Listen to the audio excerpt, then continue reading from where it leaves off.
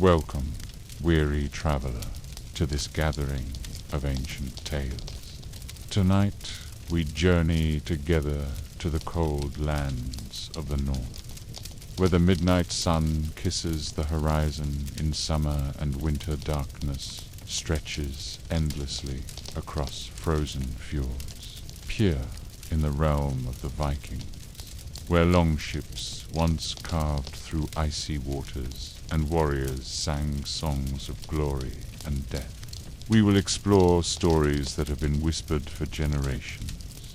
Before we begin, find your most comfortable position, whether you lie in your bed, nestled beneath warm blankets, or recline in a chair that cradles your tired body. Allow yourself to settle completely. Let your head sink into your pillow. Feel the weight of your body pressing down, supported fully by what lies beneath you. Take a deep breath in through your nose. Hold it for a moment and release it slowly through your mouth. Again, breathe in deeply, feeling your chest and belly expand with life-giving air. And exhale, releasing all the tension of your day. The Vikings understood darkness. They lived with it half the year, those long Scandinavian winters where night seemed eternal. But they did not fear the darkness. They filled it with stories, purr around crackling fires in great mead halls, with smoke rising to thatched roofs and shadows dancing on wooden walls. They told tales of heroes and monsters, of gods and giants, of the dead who walked and spirits that lingered between worlds. These are not the sanitized stories you may have heard in books written for children. These are the true tales, passed down through generations. Stories that made even the bravest warriors pull their furs closer and glance toward the door. Yet there is something deeply soothing about scary stories told in safety. They remind us that we are here, warm and protected, while the characters in our tales brave the cold and the unknown. We can experience the thrill, the shiver, the delicious darkness from our place of comfort. Tonight's stories come from different corners of the Viking world. Some are from Norway's deep fjords, where mountains rise like giants from the sea. Others hail from Iceland's volcanic landscapes, where fire and ice exist together in uneasy balance. Still others come from Denmark's rolling lands, or from Sweden's endless forests. Each tale carries with it the flavor of its homeland, the particular terror that belongs to that specific landscape. The Vikings believed in many things we have forgotten. They knew that spirits dwelt in rivers and lakes, that the dead did not always rest peacefully, that the boundary between our world and others was thinner than we might think. They respected the supernatural, made offerings to appease it, and told stories to understand it. In their worldview, the cosmos consisted of 9 realms connected by the world tree. Our realm, Midgard, sat in the middle, but we were constantly brushing against the others. Asgard of the gods, Jotunheim of the giants, Helheim of the dishonored dead, and others stranger still. As we move through tonight's tales, you may notice yourself drifting. This is natural and welcome.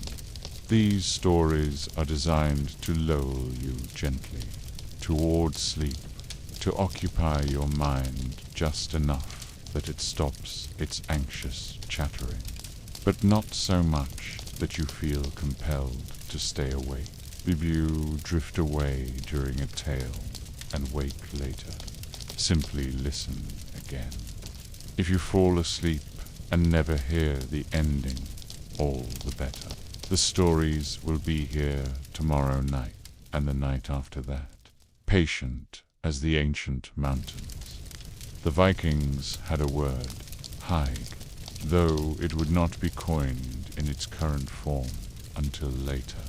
But they understood the concept, the feeling of warmth, safety, and contentment in the midst of harsh conditions.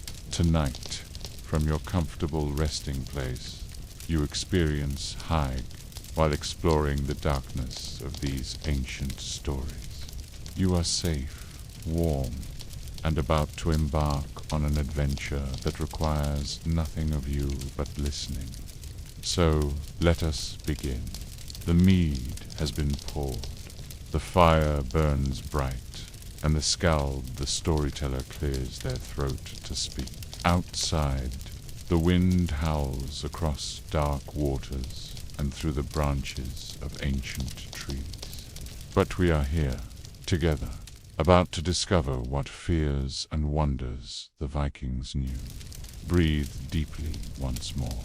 Feel yourself sinking deeper into comfort, and listen. In the days when Harald Fairhair ruled Norway, before the great migrations to Iceland, there lived a wealthy chieftain named Thorstein, in a valley where the mountains cast long shadows even at midday. Thorstein was known throughout the land for his generosity in life, but also for his possessiveness. He trusted no one fully, and kept his greatest treasures, gold arm rings, silver coins, jeweled weapons in a hidden chamber beneath his longhouse. When Thorstein fell ill with a wasting sickness, he gathered his family around his bed. His breath came in labored gasps, rattling in his chest like stones in a leather pouch. "I have lived well," he said, his voice barely above a whisper, "but I will not leave my treasures for you to squander. I will watch over them myself, even after death." His wife tried to soothe him, promising that his wealth would be honored and distributed according to his wishes. But Thorstein shook his head. "I trust no one," he said. "Not even you, not even the gods." Those were his final words. The family prepared his body according to custom, washing it with care, dressing him in his finest tunic, and placing his sword across his chest. But when they tried to move him to the burial mound they had prepared on the hillside, they found his body had become impossibly heavy, for strong men could barely lift him, and when they set him down to rest, they swore his eyes had opened briefly, glaring at them with undisguised hatred. Nevertheless, they persevered. They carried Thorstein to his burial mound, chamber built of stone, roofed with timber and covered with earth. They placed his treasures around him, though they trembled as they did so, feeling watched. His sword, his gold, his silver, all went into the mound. They sealed the entrance with a great stone and hurried away, none of them willing to look back. For a time, peace returned to the valley. Winter came, as it always does in Norway, bringing snow that buried the burial mound under a white blanket. The family went about their lives, managing Thorstein's farms, caring for his animals, living in his longhouse. But as the winter deepened and the darkness grew longer, strange things began to happen. The animals grew restless at night. The horses in the stable would whinny and stamp, their eyes rolling white with fear. The cattle lowed mournfully, refusing to settle. The family's hunting dogs whined and pressed themselves against the walls, tails tucked between their legs. And the chickens. The chickens stopped laying eggs entirely, as though something had frightened the life from them. Then came the disappearances. First, a sheep went missing from its pen, though the gate remained closed and locked. They found it 3 days later on the hillside, not far from Thorstein's burial mound. It had been torn apart with incredible violence, scattered across the snow. The tracks leading away from the carcass looked like a man's footprints, but larger, deeper, as though whatever made them weighed far more than any living person. Next, a farmhand named Sven failed to return from checking the outlying buildings one evening. They found him the next morning, frozen solid against the wall of a storage shed. His face was locked in an expression of absolute terror, his mouth open in a silent scream, his hands clawed as though he had been trying to fight off something or someone. There were bruises on his throat, dark purple marks that looked like fingerprints, impossibly large and strong. Thorstein's son, Gunnar, was a practical man who did not believe in supernatural matters. "Someone is playing tricks," he declared, "trying to frighten us away from our inheritance. I will stand watch tonight and catch this trickster." His mother begged him to reconsider, but Gunnar would not be swayed. He armed himself with his father's second-best sword. The best one was in the burial mound and positioned himself in the main hall of the longhouse, sitting in his father's carved chair, staring at the door. The night was clear and bitterly cold. The stars shone like chips of ice in the black sky, and the moon cast blue-white light across the snow. Gunnar sat alert, his hand on his sword, his eyes fixed on the door. The fire in the hearth burned low, crackling occasionally, sending up sparks that died in the smoke hole overhead. Midnight came and passed. Gunnar began to think his mother's fears were unfounded, that there was nothing out there but the wind and the cold. He was just beginning to relax when he heard it, a heavy, dragging sound outside, like something large being pulled across the frozen ground. Then came footsteps, if they could be called that ponderous, uneven, thudding against the earth with a weight that suggested immense HEAVINESS. The footsteps came closer. They reached the door of the longhouse, and then they stopped. Gunnar's hand tightened on his sword. He stood from his father's chair, facing the door, his heart pounding, but his resolve firm. "Show yourself," he called out. "I am not afraid of you." The door began to open. It moved slowly, as though pushed by something struggling with the latch, or perhaps something that had forgotten how doors worked. The leather hinges creaked. The cold air from outside rushed in, extinguishing several of the lamps and making the fire gutter dot and there. Framed in the doorway stood Thorstein. But this was not the Thorstein that Gunnar remembered. This was something else, something that wore his father's face like a badly fitting mask. The skin was grey-blue, bloated and swollen. The eyes were open but filmed over with a milky white substance. The mouth hung slack, and when it moved, it revealed teeth that seemed too long, too sharp.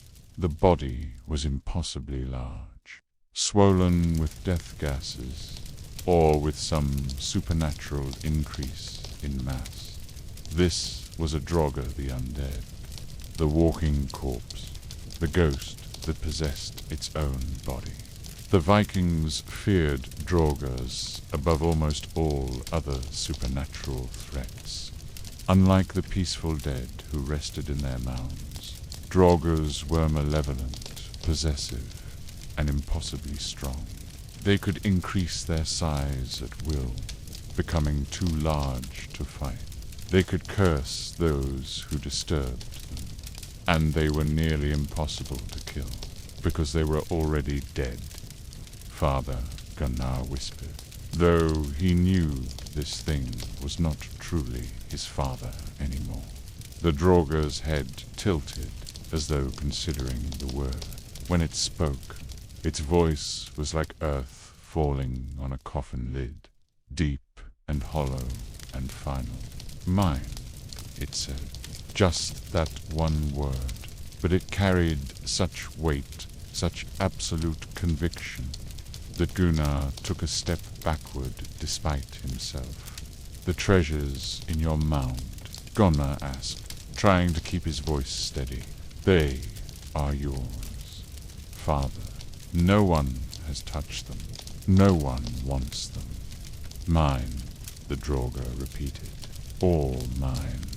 The gold, buy the silver. The land, the house, the animals, the people, its milky eyes fixed on Gunnar. You, Gunnar realized with creeping horror that his father's possessiveness had not ended with death.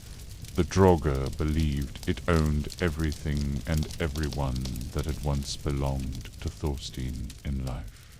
It had come to reclaim its property, to ensure that nothing was taken, that nothing changed, that everything remained eternally as it had been. The Draugr moved forward with terrifying speed. For something so large and ungainly, Gunnar raised his sword, but when he struck at the creature, the blade bounced off its bloated flesh as though striking stone. The Draugr's hand cold as ice, strong as iron closed around Gunnar's throat, and lifted him off his feet. Gunnar kicked and struggled, but it was like fighting the earth itself, just as darkness began to close around his vision. Gunnar heard his mother's voice calling out in the ancient tongue, speaking words of power that she had learned from her own mother, who had learned them from a Volva Sirius long ago. The Draugr turned its head toward the sound, and its grip loosened just enough for Gunnar to break free.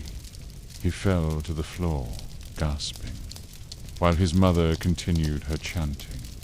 The Draugr seemed confused by the words, as though they caused it pain or discomfort. It raised its hands to its head, and for a moment something almost human flickered in its clouded eyes recognition. Perhaps, or the faintest ghost of the man Thorstein had once been. Then it turned and lumbered out of the longhouse, back into the night, its heavy footsteps receding toward the burial mound. Gunnar and his mother knew they could not live this way, with a Draugr patrolling the night, claiming ownership of everything and everyone. The next morning, they sought help from Bjorn, a warrior of great renown, who was said to have experience with such matters. Bjorn listened to their tale, his weathered face grave, and nodded slowly. Your father was greedy in life, and cannot release his greed in death, he said. The only way to stop a Draugr is to destroy its body completely, or to give it what it wants. But what your father wants is impossible. He wants death itself to have no dominion over his possessions. Then we must destroy it, Gunnar said. Bjorn agreed, prepared himself, according to the old ways, fasting for a day and a night, speaking prayers to Thor for strength. Then, accompanied by Gunnar and 5 other brave men, he made his way to Thorstein's burial mound in the full light of day. They brought axes, swords, torches, and determination. Breaking open the mound was difficult work. The stone that sealed the entrance had been set with supernatural strength, or perhaps the Draugr had reinforced it from within. But eventually it gave way. A gust of foul air rushed out, the smell of decay, of earth, of something that should not be disturbed. Bjorn entered first, torch held high. Inside the mound, Thorstein's body sat upon a chair made of earth, surrounded by its treasures. Be in death, breathe deeply once more. Feel yourself sinking deeper into comfort. Cleave.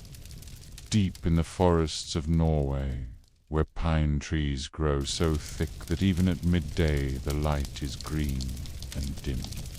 There lies a lake so dark it appears black. The Vikings called it Svartivet, Black Water Hand. They told their children never to go there alone, never to linger by its shores, and most especially never to listen if they heard music coming from its depths. For this was the home of a water spirit, a shapeshifter of considerable power and questionable morals. The Enkon was neither entirely evil nor entirely good, but existed in that murky space between, motivated by its own desires and bound by rules that humans could barely comprehend. There was a girl named Astrid who lived in a settlement near the forest. She was 16 winters old, bold and curious, with hair the color of honey and a voice like silver bells. She loved to sing and often wandered into the forest to practice where no one could hear and judge her. Her mother warned her about the lake, about the Enkon, but Astrid laughed at such superstitions. She was a Christian now. She said the new faith had come to Norway, and she wore a small silver cross around her neck. What had she to fear from pagan spirit? One summer evening, as the sun cast long golden rays through the trees, Astrid ventured deeper into the forest than she had gone before.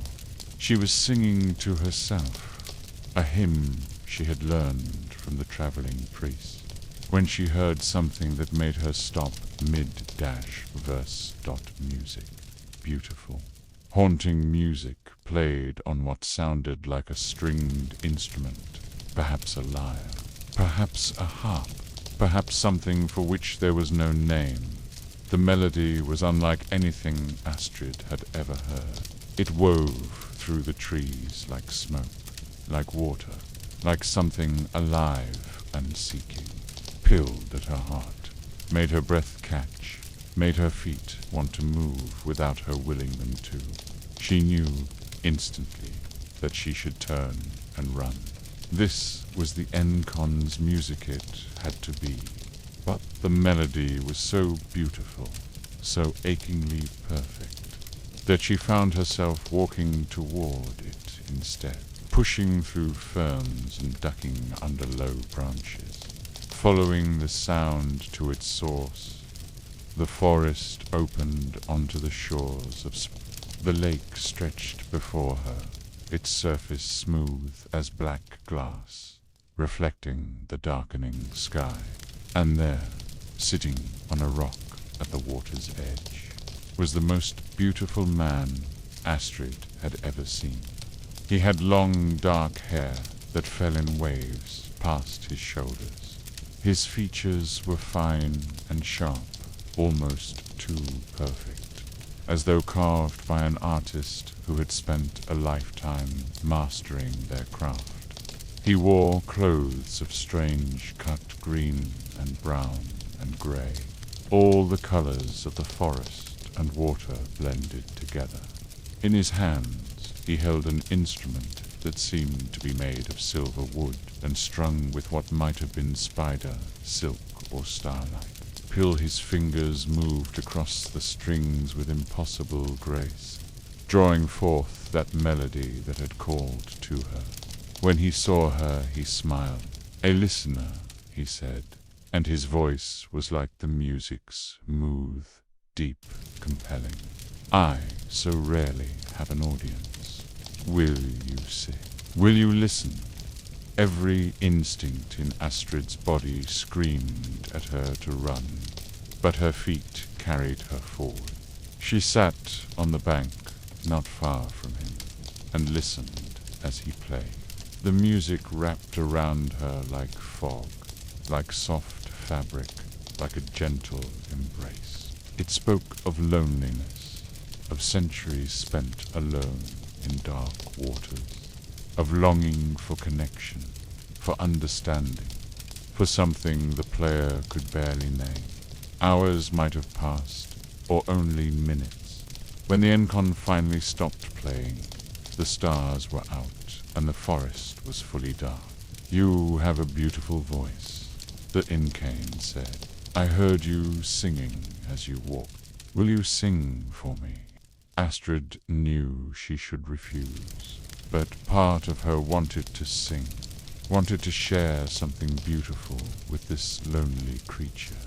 "What would you have me sing?" she asked. "Anything," he said. "Anything you wish." So Astrid sang. She sang the hymns she had learned, and the old folk songs her grandmother had taught her, and songs she made up on the spot, improvising melodies that harmonized with the memory of his playing.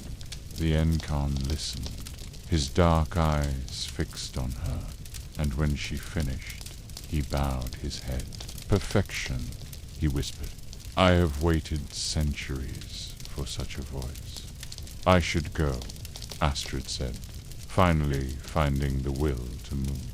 "My family will worry. Will you return?" the enkon asked.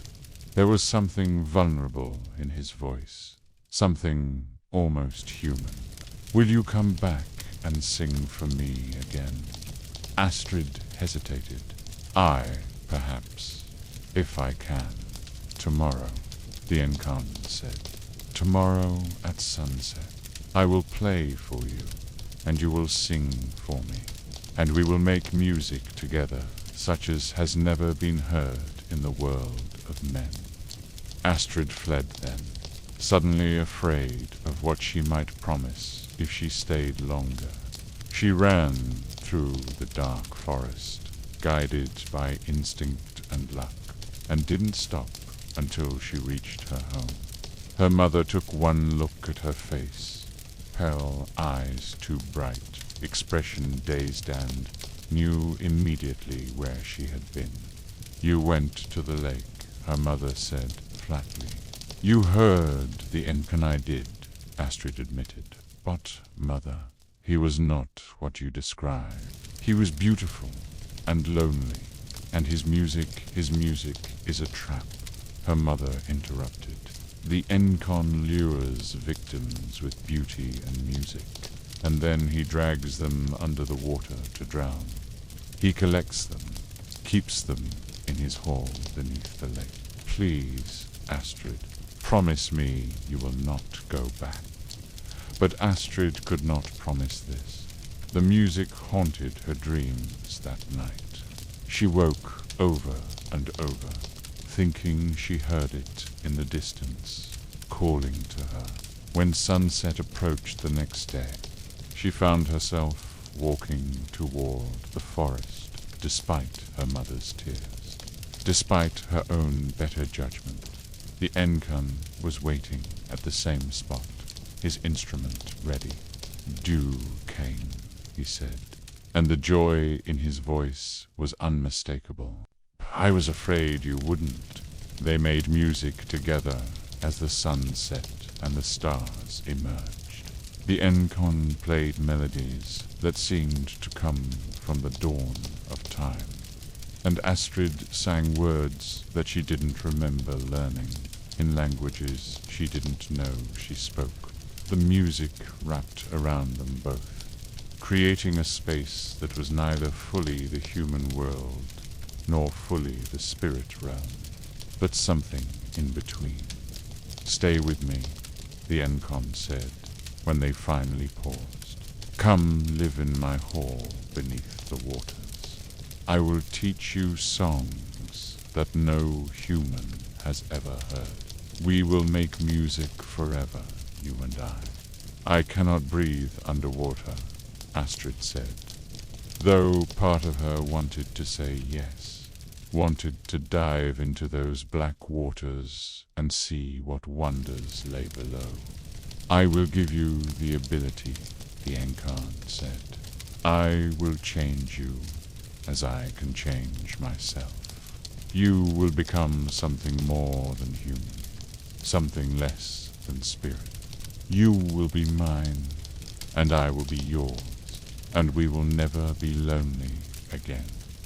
Astrid reached up to touch the small silver cross at her throat. Something about the cool metal against her skin broke the spell slightly. "I need time to think," she said. "This is too much to decide in a moment." The enkon's beautiful face twisted with something that might have been anger or might have been hurt. "Time," he repeated. "Always mortals need time." "Very well. I will give you 3 days, 3 nights. At the end of that period, you will choose. Come to me willingly, or I will take you by force. For I cannot let you go now that I have heard your voice. You are mine, whether you acknowledge it or not." Astrid ran again, and this time she truly was frightened. She had seen the darkness behind the beauty, the possession lurking beneath the loneliness. The enkon did not want a companion. He wanted a possession, a treasure to keep in his underwater hall, along with all the others he had claimed over the centuries. She told her mother everything. Together they sought out the old Valva, who lived at the edge of the settlement, a woman so ancient that her skin was like tree bark, and her eyes were clouded with cataracts. But those eyes saw more than most, and she listened to Astrid's tale with a knowing nod. "Then Con has claimed you," the Valva said. "This is dangerous, but there is a way to break his hold if you are brave enough." "Anything," Astrid said. "Tell me." "The Enkan is bound by certain rules," the Valva explained. "He is a spirit of water and music, and he cannot exist on dry land when the sun is high. If you can get him to follow you away from the lake into the forest, and keep him there until noon, his power will fail. But to do this, you must offer him something he wants more than music." "What could that be?" Astrid asked, the Viva's milky eyes fixed on her. "Your true name, not the name your parents gave you, but the name your soul knows itself by. Every person has such a name, though few ever discover it. You must meditate, must look deep within yourself and find this name. Then you must offer to speak it to him, but only if he comes to a place of your choosing in the deep forest at dawn." Astrid spent the next 2 days in meditation, searching within herself for this true name. It was difficult, frightening work. She had to look past all the things she thought she was, all the roles she played daughter Christian, singer and find the essential core of her being. On the evening of the second day, just as she was about to give up, she found it. The name rose up from somewhere deeper than thought, deeper than memory. She knew it instantly, and with it came a sense of completion, of finally understanding herself. On the third night, she went to the lake. The Incan was waiting, his beautiful face eager and hungry. "Your time is up," he said. "Come to me now, or I will take you." On the third night, she went to the lake. The Incan was waiting, his beautiful face eager and hungry. "Your time is up," he said. "Come to me now, or I will take you." "I will come," Astrid said. "But first, I will give you a gift greater than my voice. I will tell you my true name, the name my soul knows. But you must come to the place where I learned it, deep in the forest, and you must come at dawn." The Encon's eyes widened, fired. A true name had power with it. He could bind her to him far more completely than any spell or enchantment. "You would give me this freely?" he asked, suspicious. "I would," Astrid lied. "For I see now that we are meant to be together. But I must speak it in the place where I discovered it, or the power will be lost." The Nenken considered this. His desire for possession, for ownership, overwhelmed his caution. "Very well," he said. "Lead the way at dawn, and I will follow." That night was the longest of Astrid's life. She did not sleep, but prayed and prepared. When the first grey light of dawn touched the sky, she returned to the lake.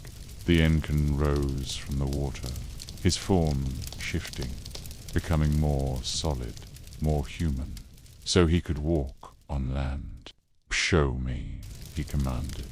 Astrid led him deep into the forest, to a clearing far from the lake. The Incon followed, eager and impatient. As they walked, the sun rose higher. The Incon began to look uncomfortable, his movements becoming slower, less graceful. "Where is this place?" he demanded. "Just a little further," Astrid said, leading him on. The sun climbed higher still. The forest grew warm with morning light.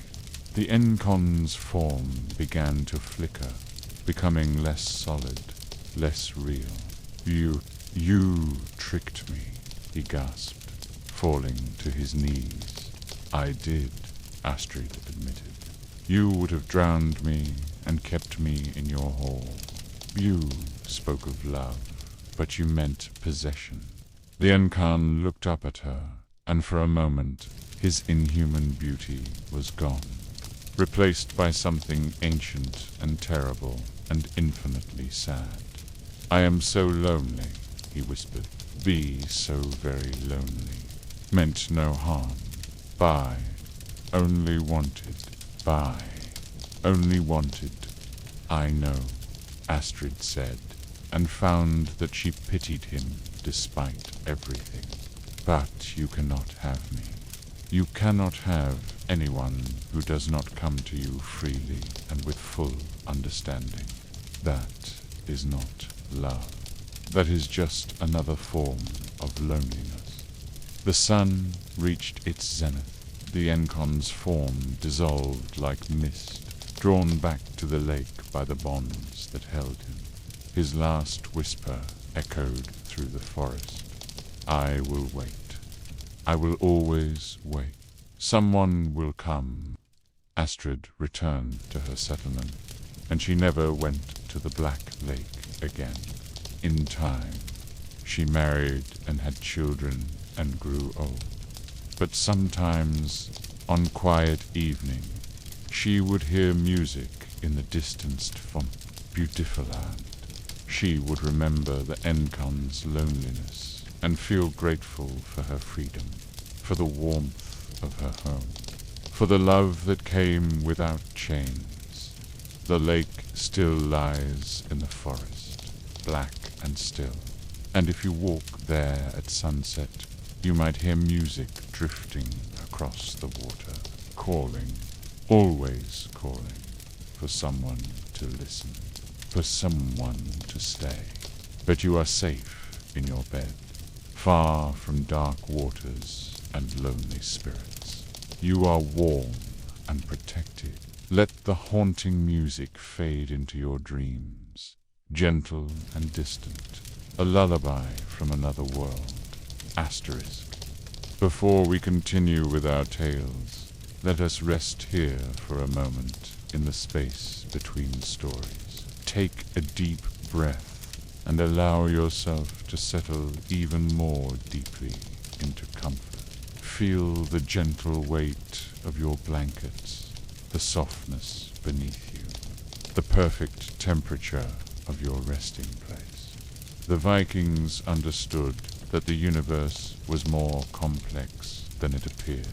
They did not see one world, but 9, all connected by the world Trion ash tree, so vast that its branches stretched beyond comprehension, and its roots delved into mysteries too deep for mortal minds to fully grasp. Let us journey through these 9 realms now, not in body but in imagination, letting each one's essence wash over you like a wave, carrying away tension and worry, leaving only peace. First, there is Asgard, realm of the gods. Picture a realm of golden halls and mighty fortresses, where the sky is always brilliant and the air rings with the sounds of feasting and valor. Here dwell Odin, Thor, Freya, and all the Aesir gods. Imagine the weight of responsibility lifting from your shoulders as you acknowledge that there are forces greater than yourself, powers that govern the cosmos. You need not control everything. Let go. Next, we descend to Midgard, our realm, the Middle Earth, the world of human. This is where you rest now, connected to all humanity, past and present. Feel the solidarity of being part of the human story, one thread in a tapestry woven across millennia. Your ancestors slept as you sleep now. Your descendants will sleep as well. You are part of an endless chain of rest and renewal. Below Midgard lies Hel, the realm of those who died of sickness or old age, ruled by the goddess Hel. This is not a place of punishment, but a place of quiet rest. Imagine a twilight realm, peaceful and still, where the dead go to finally be free of pain, of struggle, of all earthly concerns. There is comfort in knowing that rest awaits us all, that struggle is temporary, that peace is the final destination. To one side lies Vanaheim, home of the Vanir gods, deities of fertility, nature, and prosperity. Picture fields of golden grain swaying in gentle breezes, forests rich with life, waters teeming with fish. Breathe in the abundance of nature. Feel nourished by it, even as you lie still. The earth provides. The earth sustains. Trust in this. Opposite Vanaheim sprawls Jotunheim, land of the giants, the Jotnar, who represent the wild forces of nature, chaos and primal power. Imagine vast mountains of ice, erupting volcanoes, storms that reshape the landscape. But you are safe from such chaos now. Acknowledge its existence, then let it remain distant. You are protected, sheltered, at peace. Above us shimmers Alfheim, realm of the light elves, beings of grace and beauty, creatures of air and light. Imagine weightlessness, floating, drifting like a mote of dust in a sunbeam. Feel yourself becoming lighter, your body less solid, your mind less anchored. You are drifting toward sleep as naturally as light drifts through air. Below lies Sportalfheim, home of the dwarves and dark elves, master craftsmen who work in caverns deep beneath the earth. Picture the rhythmic ring of hammers on anvils, the glow of forges, the focused work of creation. But their work is not your work tonight. Tonight you rest while others labor. Let them craft the treasures. You need only sleep.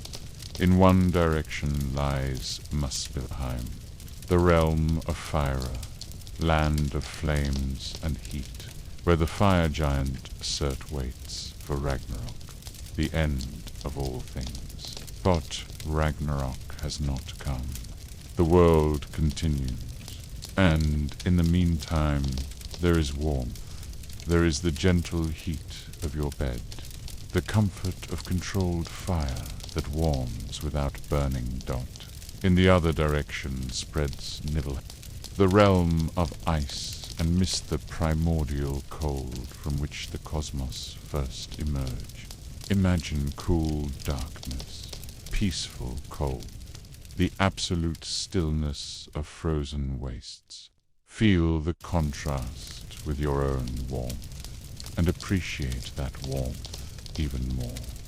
You are alive, warm, safe.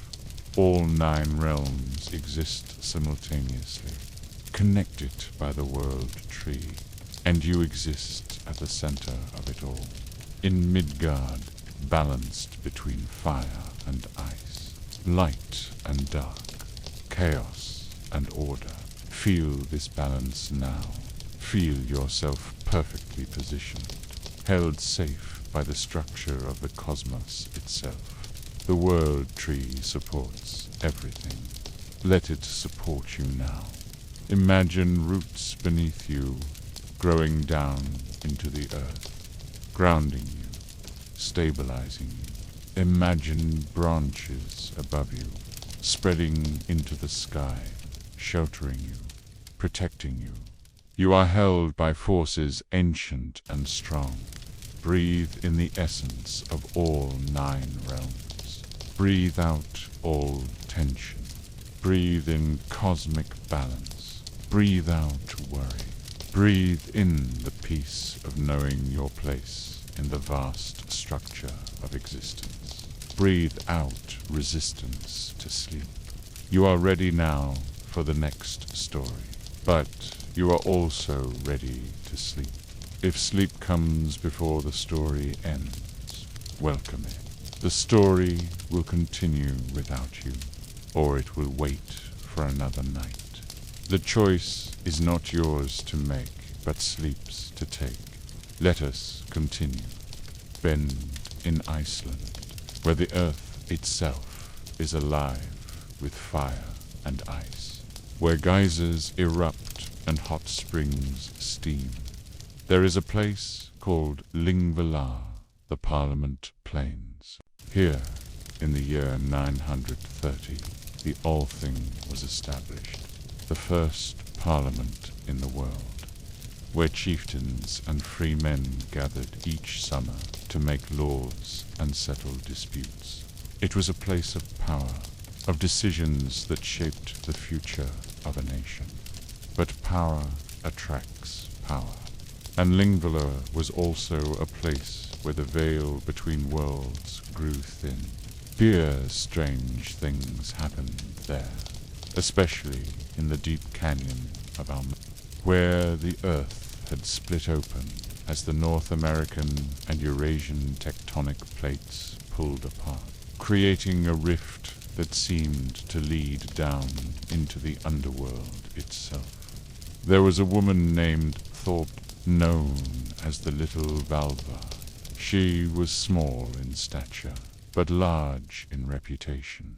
A seeress of considerable skill who traveled from farm to farm, settlement to settlement, performing divinations and offering prophecies. She wore a cloak of black lambskin lined with cat fur, a hood adorned with the pelts of white cats, and she carried a staff topped with brass and set with stones.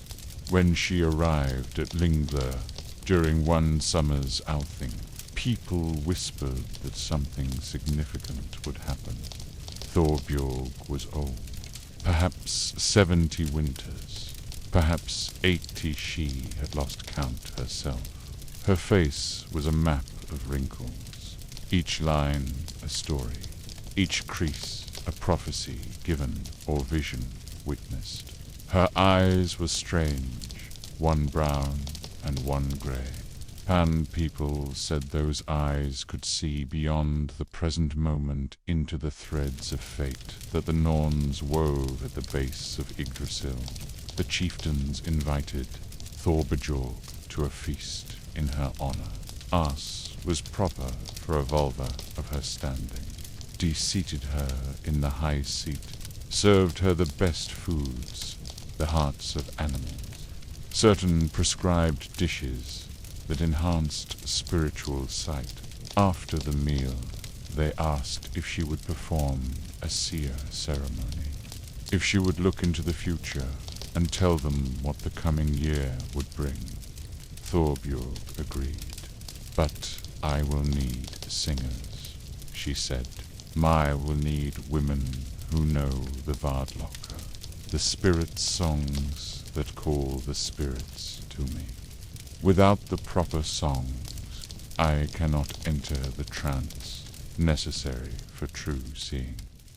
Several women stepped forward, young and old, and they said they knew fragments of the though the songs were ancient and not often sung in these Christian times. Thorbjorg nodded slowly. "Then we shall attempt it," she said. "Prepare the space. Prepare yourselves. When the sun has fully set, we will begin." As darkness fell over Lingvella, a platform was erected in the open space near the canyon's edge. Upon this platform, they placed the high seat where Thorborg would sit during her trance. Around the platform, they lit fires, 9 fires in a circle. For 9 was a sacred number representing the 9 realms. The 9 days Odin hung on Yggdrasil, the 9 mothers of Heimdall. The people gathered in the firelight, warriors and farmers, chieftains and thralls, the powerful and the powerless, all equal before the mysteries Thorbjorg would reveal. The air was cold despite the fires, and a wind blew from the canyon, carrying with it a smell of sulfur and stone, earth and ancient things. Thorborg took her seat. She closed her eyes and began to breathe in a rhythmic pattern, slow and deep. The women began to sing the Vardlocker, their voices rising in an eerie, haunting melody that seemed to come from somewhere beyond human origin. The song had no words that anyone could understand, just sounds, vowels, and consonants that resonated in the chest, in the bones, in the very earth beneath their feet. As the song continued, Thorbjorg's breathing changed. Her body became still, absolutely motionless, as though she had turned to stone. Her strange eyes opened, but they were not seeing the gathered crowd. They were seeing something else, somewhere else, somewhen else. When she spoke, her voice was different, deeper, more resonant, layered as though many voices spoke at once. "I see," she said. "Pass. See the threads of fate stretching out from this moment. I see joy and sorrow, triumph and tragedy, all woven together. Tell us of the harvest," one of the chieftains called out. "Will the crops be good this year?" But Thorberg did not answer this simple question. Her trance had taken her deeper than discussions of wheat and barley. "I see a great darkness coming," she said. "Not this year, not the next, but in generations hence. I see a cross planted in the soil of Iceland, and the old ways fading by. See the Volvus silenced, the seer forbidden, the songs forgotten. I see churches rising where temples stood, and a new god taking the place of the old." A murmur ran through the crowd. The conversion to Christianity was already beginning in Iceland, brought by Norwegian kings and missionary priests. But to hear it spoken so plainly, to have it confirmed by a seeress of such power, was unsettling. "But I see something else," Thorbjorg continued, her voice growing stronger. "I see the old ways surviving in secret places, in the hearts of those who remember, in the land itself which does not forget. The gods may withdraw, but they do not die. They sleep, they wait, they persist in the bones of the earth and the water that falls from the sky. What of our personal fates?" Another voice called out, "What of our individual destinies?" Thorbergjorg's head turned, her unseeing eyes sweeping across the crowd. "You ask about personal fate, as though it were separate from the fate of all. But we are woven together, each thread affecting every other. Still, I will look. Step forward, you who would know your fate." A young man came forward, a warrior named Eric, no more than 20 winters old. "Will the first die in battle?" he asked. "Will I go to Valhalla?" Thorbergorg was silent for a long moment, her eyes fixed on something only she could see. When she spoke, her voice was sad. "You will die in your bed, an old man, far from battle. Your children will be many, your wealth considerable, your reputation solid but not spectacular. You will live a good life, Erik Erikson, but you will not feast in Odin's hall. You will go to Helheim, to rest quietly with all those who died of age rather than glory." Eric's face fell. Like many young warriors, he had dreamed of dying heroically, of being chosen by the Valkyries, of drinking mead with the gods. To hear that he would live to old age seemed less like a blessing and more like a disappointment. But Thorbjorg shook her head. "Do not mourn the life you will live," she said. "Old age is not a curse. To see your children grown, to hold your grandchildren, to watch the sun rise on many mornings, these things have their own glory. Not every story needs to end in blood." Another stepped forward, a woman, this time middle-aged, her face marked by sorrow. "I lost my husband to the sea 3 winters ago," she said. "Will I see him again in the afterlife?" Thorberg's expression softened. "The dead are not lost," she said. "They are only in another place. Yes, You will see him again.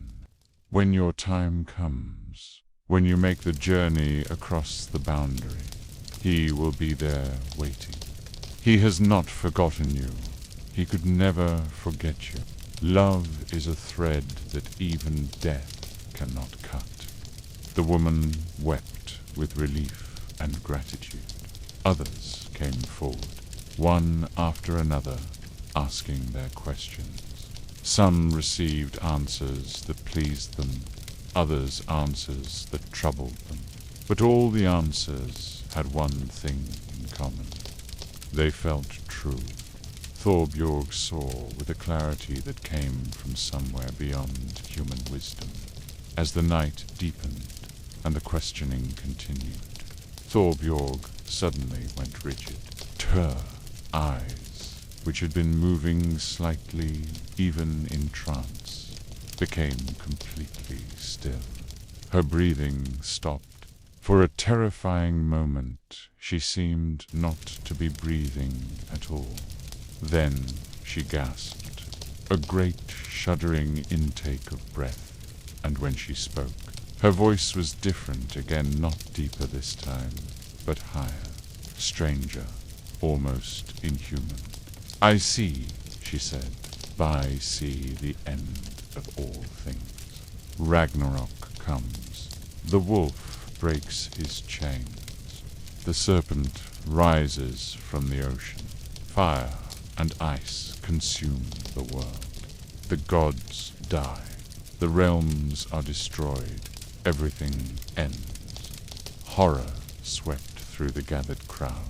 Ragnarok, the end times, the final battle, the death of gods, and the destruction of the world. This was the ultimate fear, the catastrophe that all Vikings knew would someday come. When someone shouted, "When does Ragnarok come?" Thorbjorg's unseeing eyes turned upward toward the stars. Not in your time, she said. Not in the time of your children, nor their children's children. Ragnarok is the destiny of the cosmos, but it is not imminent. It comes when the cycle's complete, when all stories have been told, when the world has learned all it can learn. And even then, her voice trailed off. The assembled people leaned forward, desperate to hear more. Even then, Thorbjorg continued, it is not truly the end. For after Ragnarok comes renewal. A new world rises from the waters, green and beautiful. To humans survive, sheltered in the world tree. The sons of the gods return. Life begins again. Death is never final. Ending is always also beginning. She slumped then, her trance broken, her body sagging against the high seat. The women stopped their singing. The fires crackled and popped in the sudden silence. Thorbjorg opened her eyes, her normal eyes, brown and grey. Seeing the present moment, Tand looked exhausted. They brought her food and drink, wrapped her in blankets, tended to her as one who had journeyed far and returned weary. When she had recovered enough to speak normally, they asked her what she had seen beyond what she had told them. Pei brought her food and drink, wrapped her in blankets, tended to her as one who had journeyed far and returned weary. When she had recovered enough to speak normally, they asked her what she had seen beyond what she had told them.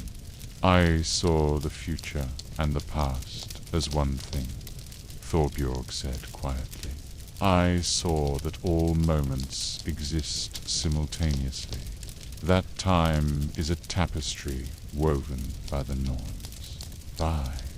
And we move through it like a needle through cloth, experiencing one moment after another. But the whole cloth already exists. complete and perfect. I saw that every choice has been made and is yet to be made. I saw that fate is fixed and yet we are free. These things are paradoxes. I know contradictions that cannot be resolved by mortal minds, but they are both true. How can that be? Someone asked. Thorborg smiled a tired smile. How can the ocean be both water and wave? How can a tree be both seed and sapling and mighty oak? Things contain their opposites. Fate is real, and yet we choose. The future is fixed, and yet we forge it with our actions. Accept the mystery. Not everything is meant to be understood. The gathering eventually dispersed. People returning to their tents and temporary shelters, their minds full of what they had heard. Thorbjorg sat alone by the dying fires, looking out over the dark canyon of Almanagir. Some said she wept, though why she wept, no one knew. Perhaps she mourned the future she had seen, the coming of the new religion and the fading of the old ways. Perhaps she wept for all the lives she had seen, all the small joys and sorrows that made up the human experience. Or perhaps she wept simply because seeing so much, knowing so much, was a burden too heavy for one person to bear. The next morning, Thorbjorg left Lingvla, walking north with her staff and her cat fur cloak, disappearing into the landscape. Some said she went to live in a cave. Others said she walked into the sea. Still others claimed to have seen her years later, still traveling, still offering prophecies, ageless and eternal. The truth of her ending is lost to time, but her prophecies remained. Iceland did convert to Christianity. The Valvas did fall silent. The old ways did fade, preserved only in stories and in the secret places of the land. But the land itself remembered, as Thorbjorg had said it would.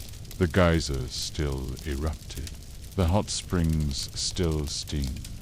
The earth still split and shifted, reminding everyone who lived there that some forces were older and more powerful than any human religion or institution.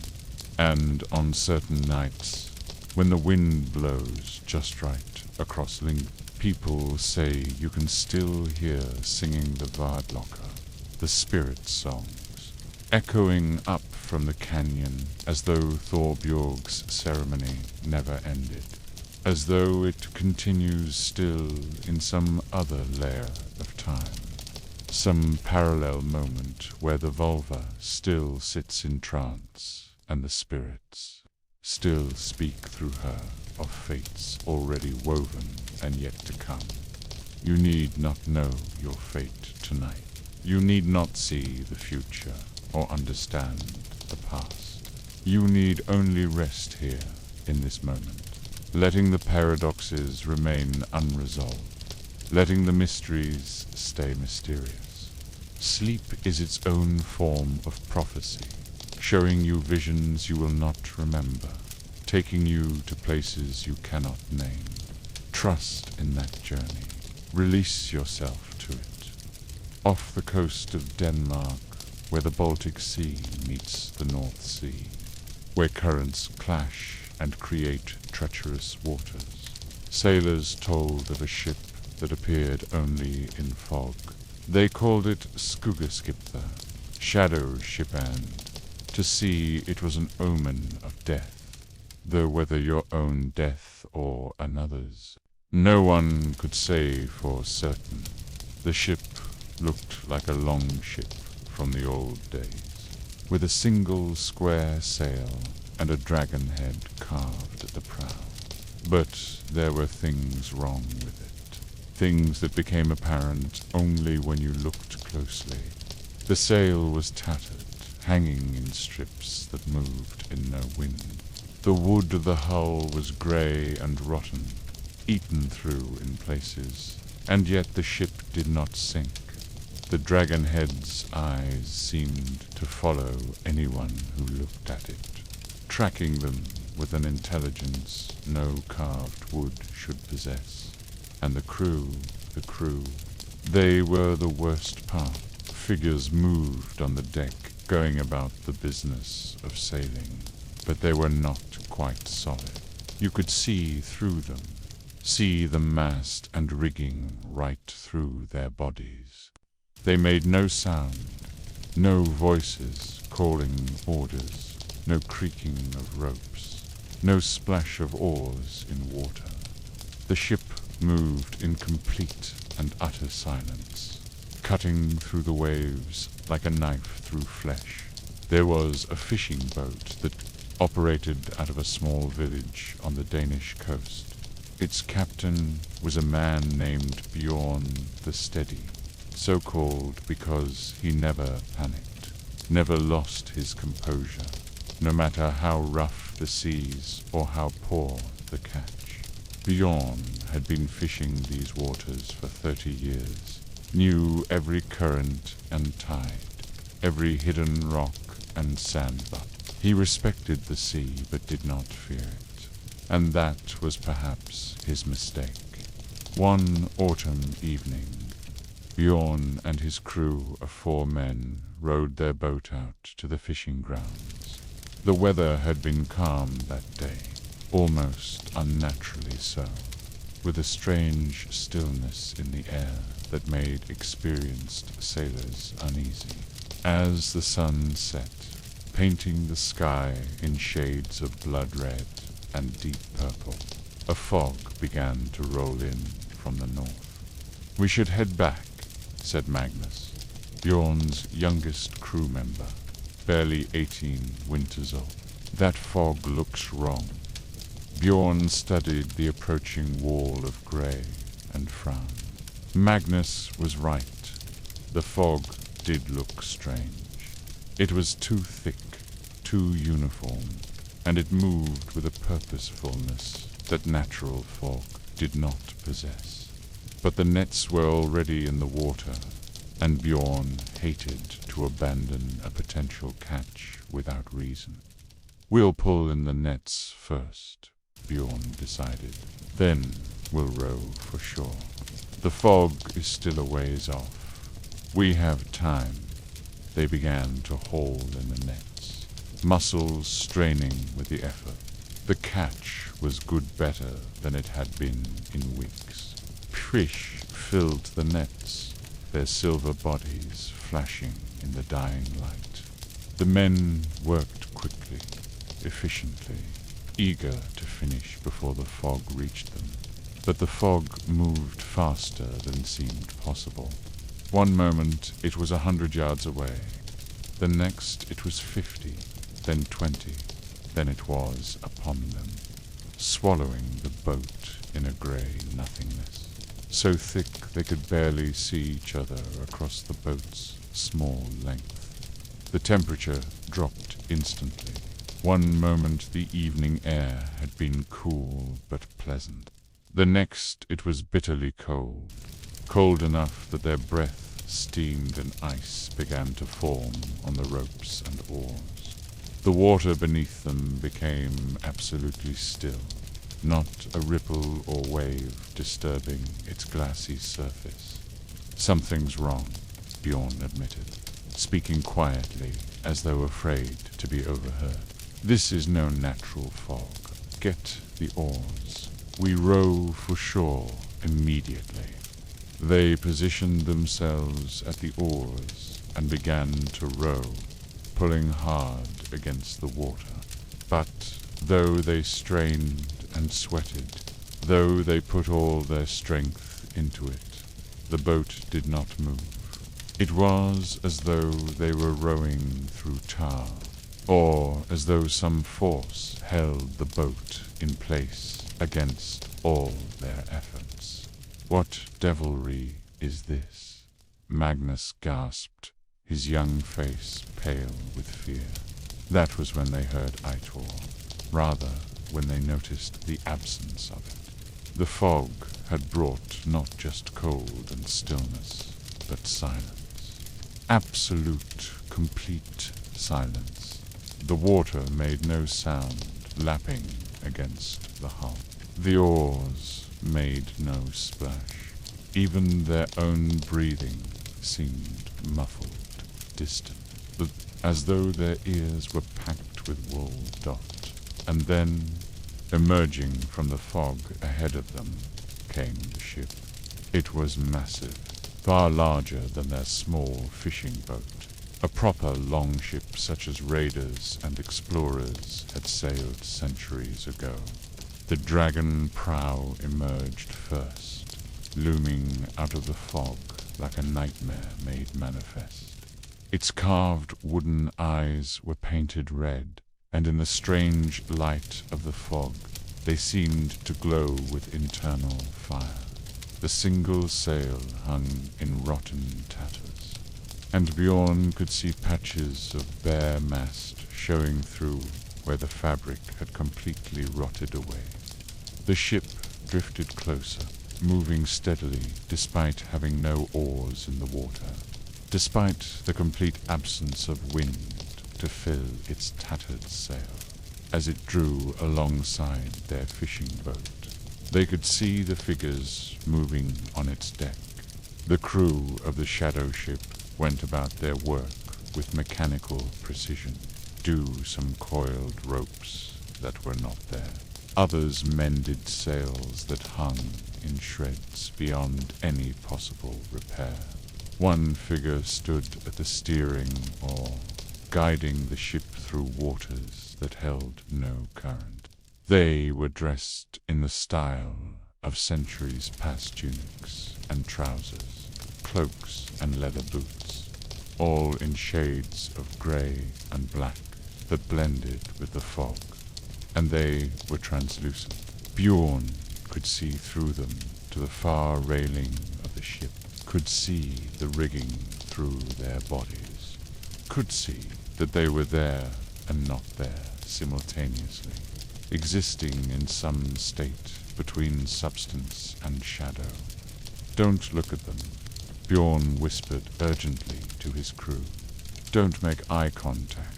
These are drowned men, the unquiet dead. To acknowledge them is to invite their attention, and that attention brings death." But it was too late. Magnus, young and frightened, had already locked eyes with one of the figures, a tall man with a long beard, standing near the dragon prow. The figure's head turned slowly, tracking Magnus with an intensity that was terrible to behold. Then it raised one arm and pointed directly at him. Magnus screamed. It was a sound of pure terror, high and piercing, and it broke the awful silence like a rock thrown through ice. The moment the scream left his lips, the shadow ship's crew all turned as one to look at the fishing boat. Dozens of translucent faces turned toward them, dozens of eyes that held no life and yet still saw, still recognized the living. Tell hungered for something the living possessed. The shadow ship began to turn, angling toward the fishing boat as though to ram it. Bjorn grabbed Magnus and pulled him down, forcing him to break eye contact with the pointing figure. "Row," Bjorn shouted at his other crew members. "Row as though the hounds of hell herself were chasing us." The men rowed with desperate strength, and this time, perhaps because the shadow ship had been acknowledged, perhaps because the silence had been broken, the boat moved. It leaped forward through the water, cutting through the fog. Behind them, they could hear the shadow ship following. There was no sound of wood cutting through water, no creak of rigging, but they could feel it, a presence pressing at their backs, cold and implacable. "Tell me about your family, Magnus," Bjorn shouted as they rowed. "Tell me about your mother, your father, your sweetheart, if you have one. Speak of life, of warm things, of the world of the living." Magnus, still shaking with terror, stammered out words about his mother's cooking, Bow, his father's workshop where he made barrels, about a girl named Ingrid who smiled at him at the last midsummer festival. As he spoke of these ordinary living things, some color returned to his face, some warmth to his expression. "Keep talking," Bjorn ordered. "All of you, talk. Sing, if you can. Fill the air with noise, with life, with warmth. These dead things feed on silence and fear. Give them neither." They rowed and talked and sang old fishing songs, bawdy tavern tunes, even hymns they have remembered from church. The fog seemed to thin slightly, and they could see the first stars beginning to appear overhead. The shadow ship still followed, but it seemed to be falling behind, as though their noise and life were creating a barrier it could not easily cross. They rowed for what felt like hours, though it might have been only minutes. Time felt strange in the fog, elastic and uncertain. Finally, blessedly, they saw lights ahead, the lamps and fires of their village, warm and welcoming. They rowed toward those lights with the last of their strength, and as they drew near the shore, the fog suddenly lifted. It pulled back like a curtain being drawn, retreating out to sea, taking the shadow ship with it. They beached their boat and stumbled onto land, shaking and exhausted. Magnus fell to his knees and kissed the sand, weeping with relief. The other men were not far behind him. Only Bjorn remained standing, looking out at the sea, where the fog was now visible as a bank far offshore, a grey wall hiding whatever moved within it. What was that? Magnus asked when he could speak again. What did we see? Bjorn shook his head slowly. "I've heard stories all my life about the shadow ship, but I never truly believed them. They say it's crewed by men who died at sea with unfinished business, with oaths unsworn or promises unkept. They are trapped between worlds, neither properly dead nor able to return to life, to sail forever, unable to rest, unable to let go. What would have happened if we had not escaped?" Another crew member asked. "I don't know for certain," Bjorn admitted. "Some say the ship adds to its crew, taking the living to join the dead. Others say it simply brings madness or death to those who see it. And still others claim that to board it is to be lost in time, to find yourself sailing with the dead for what seems like a single night, but is actually centuries. Emerging into a world where everyone you knew has long since died and turned to dust. Will it come back?" Magnus asked, fear in his voice. "Perhaps," Bjorn said. "The fog seems to bring it, but we'll be more careful now. We'll watch for unnatural fog, for strange stillness on the water. And if we see them again..." He paused, then smiled grimly. "We'll fill the air with so much noise and life that the dead will flee from us, instead of us fleeing from them. The village elders, when they heard the tale, nodded wisely. They had heard similar stories from their grandfathers, who had heard them from their grandfathers in turn. The shadow ship was old, older than memory, a fixture of these waters for as long as people had sailed them. It was a reminder that the sea took and kept its dead, that some things did not rest peacefully, that the boundary between the living and the dead was not as solid as one might wish. In the weeks that followed, Magnus found he could not sleep well. He would wake from nightmares in which he was rowing, endlessly rowing, through grey fog on a ship that made no sound. He would see the face of the figure who had pointed at him, that terrible recognition in eyes that should have been empty. He lost weight, grew pale, jumped at shadows. His mother worried, took him to see the village's wise woman, not a vulva exactly. For those were rare now in Christian times, but an old woman who remembered the old ways and knew herb lore and healing. The wise woman listened to Magnus's story and nodded slowly. "You've been marked," she said, "not for death necessarily, but marked as one who has seen what most do not see, who has brushed against the realm of the dead and returned. This is both a curse and a gift. The curse is that you will always be sensitive to such things, will see spirits where others see nothing, will feel the presence of the dead. The gift is that you can help those spirits, can speak to them, can sometimes help them find peace." "I don't want this gift," Magnus said. "I just want to forget what I saw." "You cannot forget," the wise woman said gently, "but you can learn to live with it. The dead are not always hostile. Many of them are simply lost, confused, seeking something they cannot name. If you learn to help them rather than fear them, the nightmares will ease." Magnus was skeptical, but over time he found the wise woman's words to be true.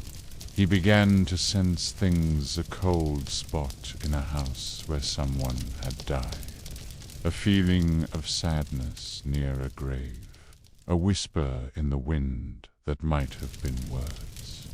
When he acknowledged these things, rather than fleeing from them, they seemed less frightening. Once, he even helped a recently dead man's spirit find its way by telling the man's family where he had hidden some silver coins. He had wanted them to have Dot. As for Bjorn and his fishing boat, they continued to work the waters, but they were more cautious now. They avoided the fog when they could, and when they couldn't, they filled the air with song and story, with life and warmth. They never saw the shadow ship again, though sometimes, on still nights, they would feel a coldness in the air and a silence that was not quite natural, and they would know that somewhere out in the dark, the ship of shadows still sailed, crewed by the restless dead, searching for something they had lost long ago, or perhaps for the peace they could never find. The sea keeps its secrets. It keeps its dead. And sometimes, when the fog rolls in and the air grows still, those dead come calling, not with malice necessarily, but with a hunger for the life they once knew, the warmth they can no longer feel. But we are here, warm and alive, safe in our beds, far from cold waters and silent ships.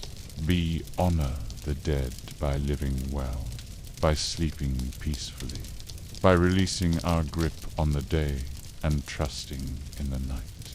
Let the shadow ship sail on without you.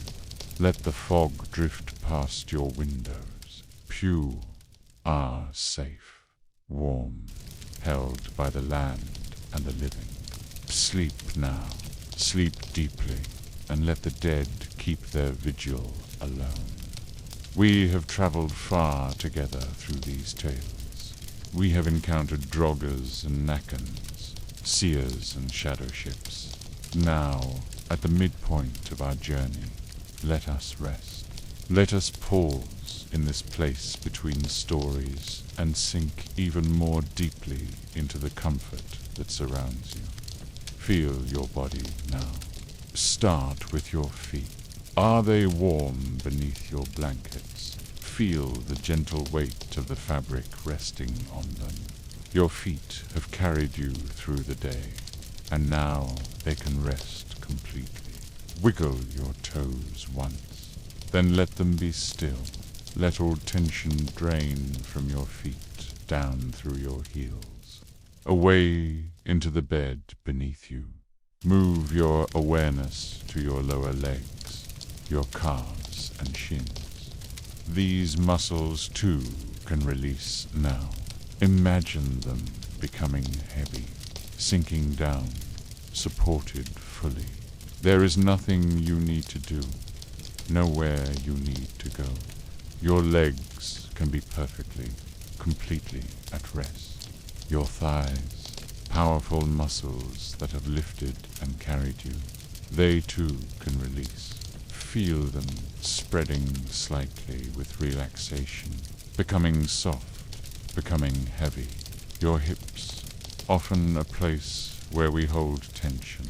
Allow them to open slightly, to settle into the bed, to be supported without effort.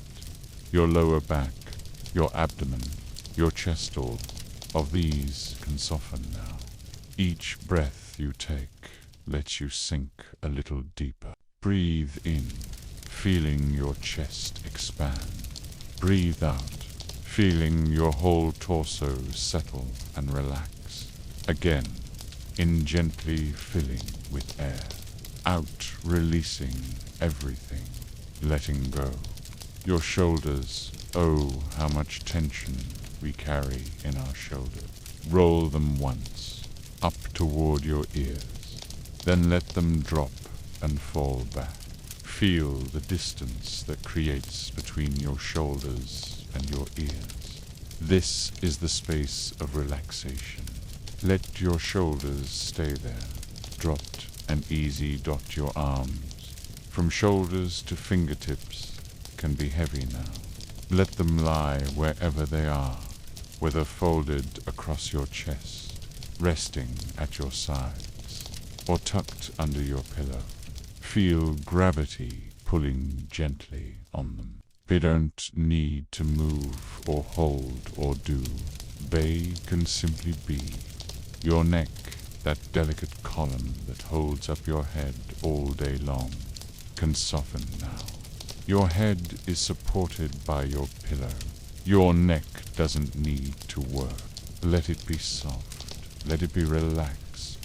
And your face, we hold so much expression in our faces, so much tension. Let your jaw relax, teeth slightly apart. Let your tongue rest easy in your mouth. Let your eyes, whether open or closed, be soft and unfocused. Let your forehead smooth. Let your whole face become a mask of peace, calm, perfect relaxation. Now, let's bring the ancient wisdom of the runes into this moment of relaxation. The Vikings used runes not just for writing, but for magic, for understanding, for connecting with forces greater than themselves. We will not work magic tonight, but we will let the essence of certain runes wash over us, bringing their particular peace. First, imagine the rune is a simple vertical line, like an icicle. Isa represents ice, stillness, preservation. Feel this stillness now. You are like a perfectly frozen lake, smooth and undisturbed. Nothing needs to change. Nothing needs to move. You are held in perfect stasis, perfectly at peace. Next. Imagine Lagusta, rune of water, of flow, of going with the current, while Isa was stillness. Laguz is gentle movement, the kind that requires no effort. You are water flowing downhill, taking the path of least resistance, moving naturally toward rest, toward sleep, toward dreams. You do not fight the current. You are the current. Now visualize Verkanoth, rune of birch, of growth, of nurturing. This rune carries the energy of the mother, of being cared for and protected. Feel yourself held as a mother holds a child, as the earth holds a seed. You are safe. You are tended. You are allowed to simply be, while forces greater and kinder than you can imagine watch over you. Picture Jabbo, the rune that looks like an X, the rune of gift, of exchange, of balance.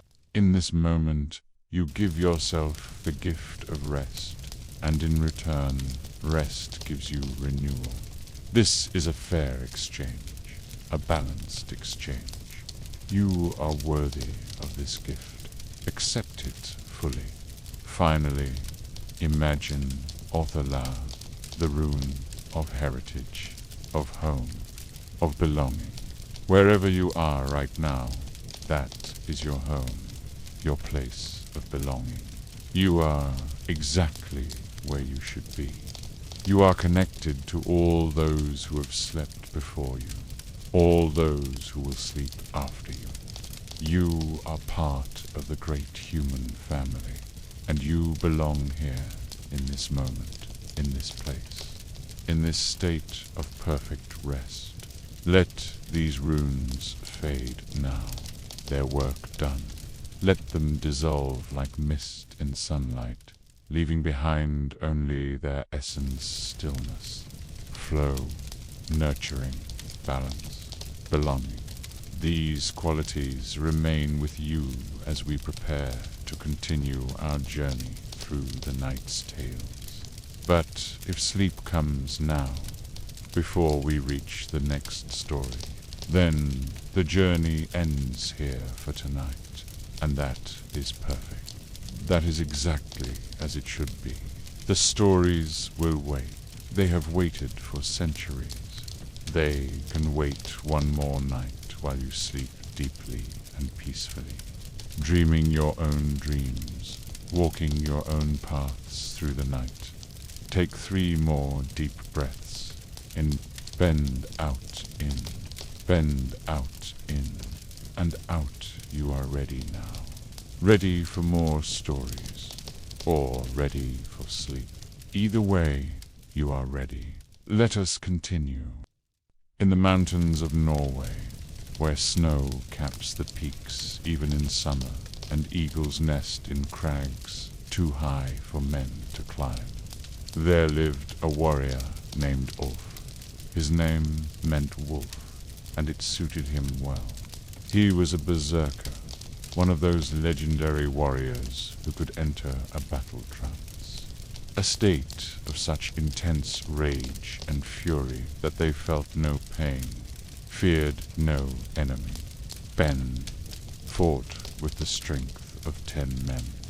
The berserker gang, the berserkers' fury, was both gift and curse. In battle, Elf was unstoppable. He could wade into a shield wall that would break lesser men and emerge victorious. His enemies scattered before him like chaff before the wind. Kings and chieftains paid handsomely for his services. His reputation spread across Scandinavia.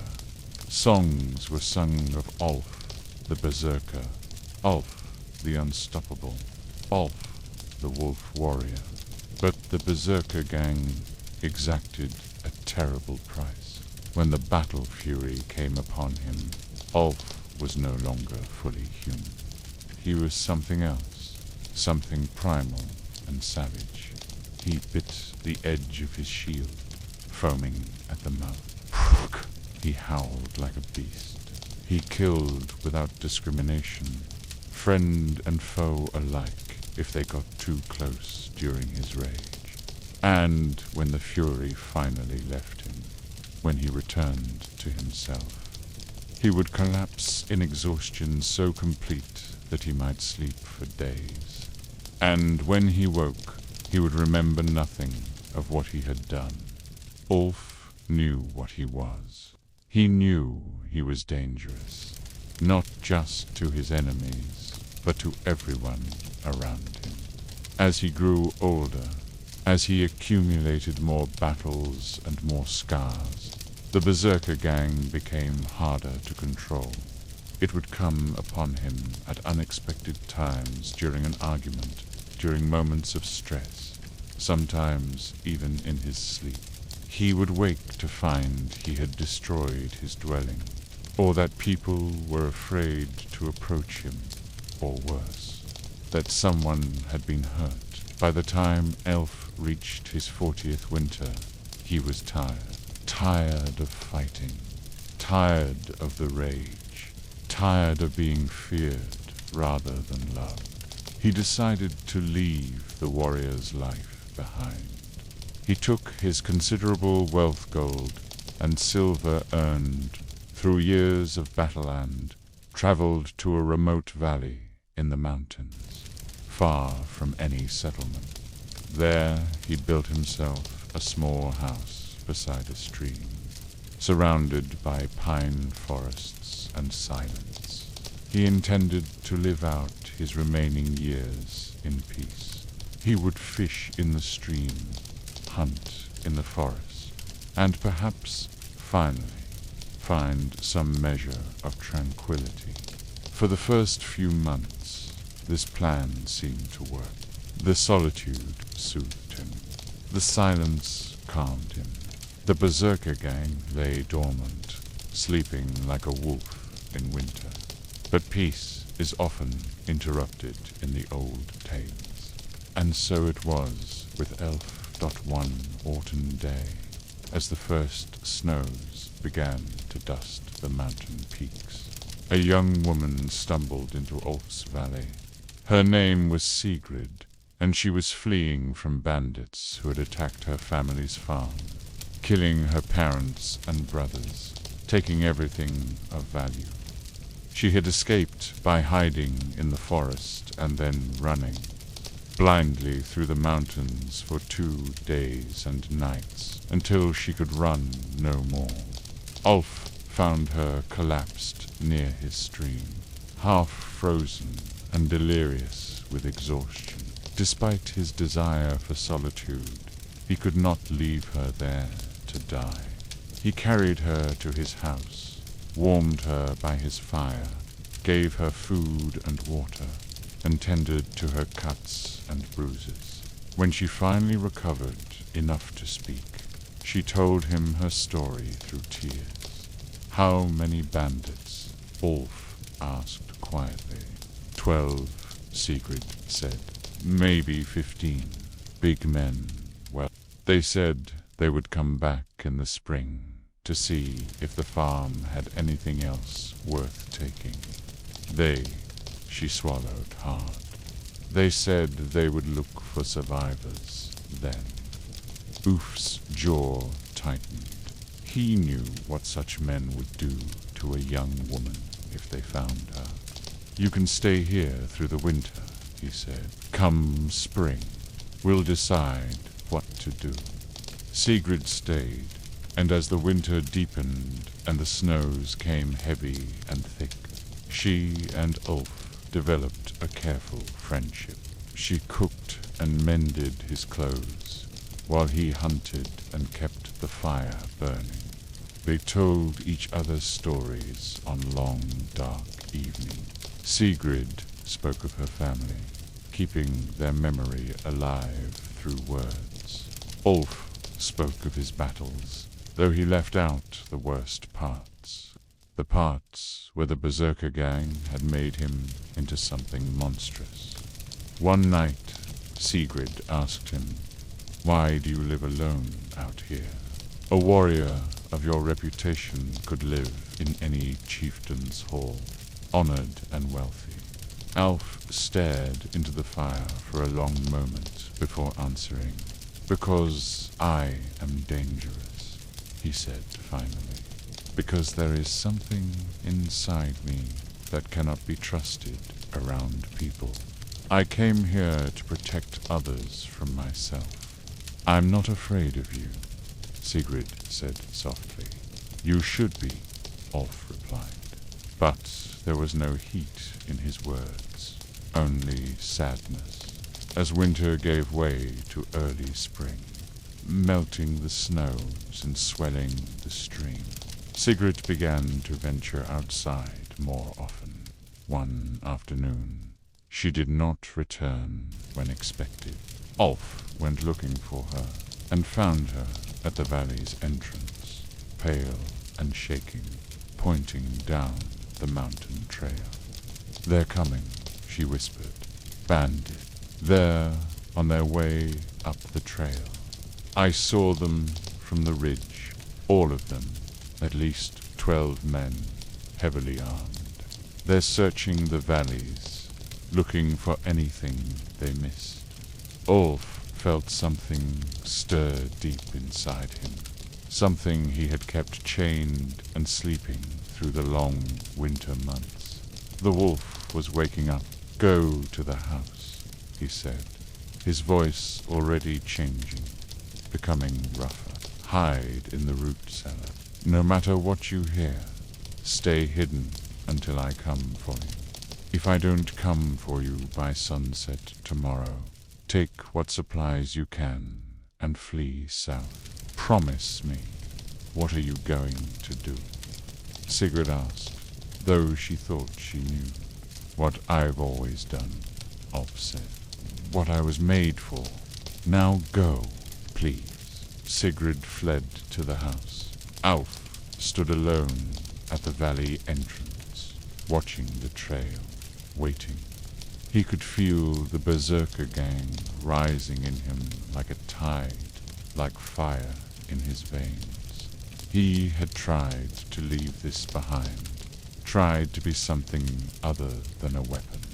But perhaps some things cannot be escaped. Perhaps he was always meant to end this way, not peacefully in his bed, but in battle. One final stand against overwhelming odds. The bandits came into view, walking carelessly, laughing and joking among themselves. There were 14 of them, well armed with axes, swords, and spears. They saw Alf standing alone in the narrow entrance to the valley and stopped, momentarily confused. "Who are you, old man?" Their leader called out, "You live in this valley." "I do," Ulf said. His voice was steady, but inside him the rage was building, like water behind a dam about to break. "And you cannot pass." The bandits laughed. "Cannot pass. There's one of you and 14 of us. Stand aside, grandfather, before you get hurt." Ulf smiled, and it was not a pleasant expression. "I am Ulf," he said simply. "Ulf the berserker. And this is where you die." Some of the bandits' laughter died as recognition dawned. They had heard the name, the legend. But surely this couldn't be the same eel. The legendary berserker would be ancient now, well past fighting age. This was probably just some madman trying to trade on a famous name. "Kill him," the leader ordered. "He's just one old fool." The first 3 bandits rushed forward, weapons raised, and Alf let the berserker gang take him. What happened next was terrible and magnificent. The rage exploded through elf-like lightning, transforming him. He threw back his head and howled not like a man, but like the wolf he was named for. His eyes went wide and wild, pupils dilating until they were almost black. Foam flecked his lips. He seized his axe in both hands and charged. The first bandit died before he could even swing his sword, Ulf's axe splitting him from shoulder to sternum. The second managed to raise his shield, but Ulf's blow shattered both shield and the arm holding it, and the backswing opened the man's throat. The third tried to run, but Ulf was faster, running him down and driving the axe into his spine. The other bandits stood frozen in shock for a crucial moment. Then they attacked together, trying to overwhelm Ulf with numbers. But in the narrow valley entrance, they could not all reach him at once, and Ulf in the berserker gang was death incarnate. He felt no pain when a spear grazed his ribs. He didn't slow when a sword cut deep into his shoulder. He simply killed and killed. His axe rose and fell with mechanical precision, each strike finding flesh, each impact ending a life. Blood sprayed across the snow. Men screamed and died. Those who tried to flee found Elf was faster, could somehow be everywhere at once, blocking their escape, herding them back into the killing ground. In less time than it takes to tell, 9 of the bandits were dead. The remaining 5 finally broke completely, scattering in different directions, abandoning their weapons in their desperate flight. Ulf pursued them like a wolf pursuing sheep, running down 4 of them before the berserker gang finally began to fade. The last bandit made it farthest, running down the mountain trail with terror giving him speed. But Ulf caught him at the tree line, catching the back of his tunic and spinning him around. The bandit fell to his knees, hands raised, begging for mercy. Alf stood over him, breathing hard, the battle fury draining away like water from a broken cup. He could feel himself returning, becoming human again rather than beast. He looked at the terrified man before him, barely more than a boy. Really, perhaps 18 winters old, and made a decision. "Run," Ulf said, his voice hoarse and raw from howling.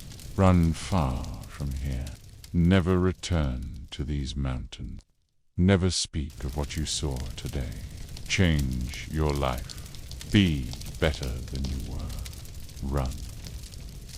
The bandit ran, crashing through the forest, not looking back.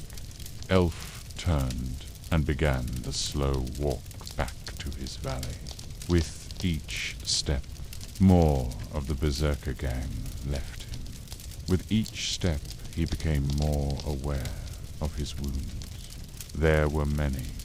The spear wound in his ribs, the sword cut on his shoulders, a deep gash on his thigh he didn't remember receiving, countless smaller cuts and bruises.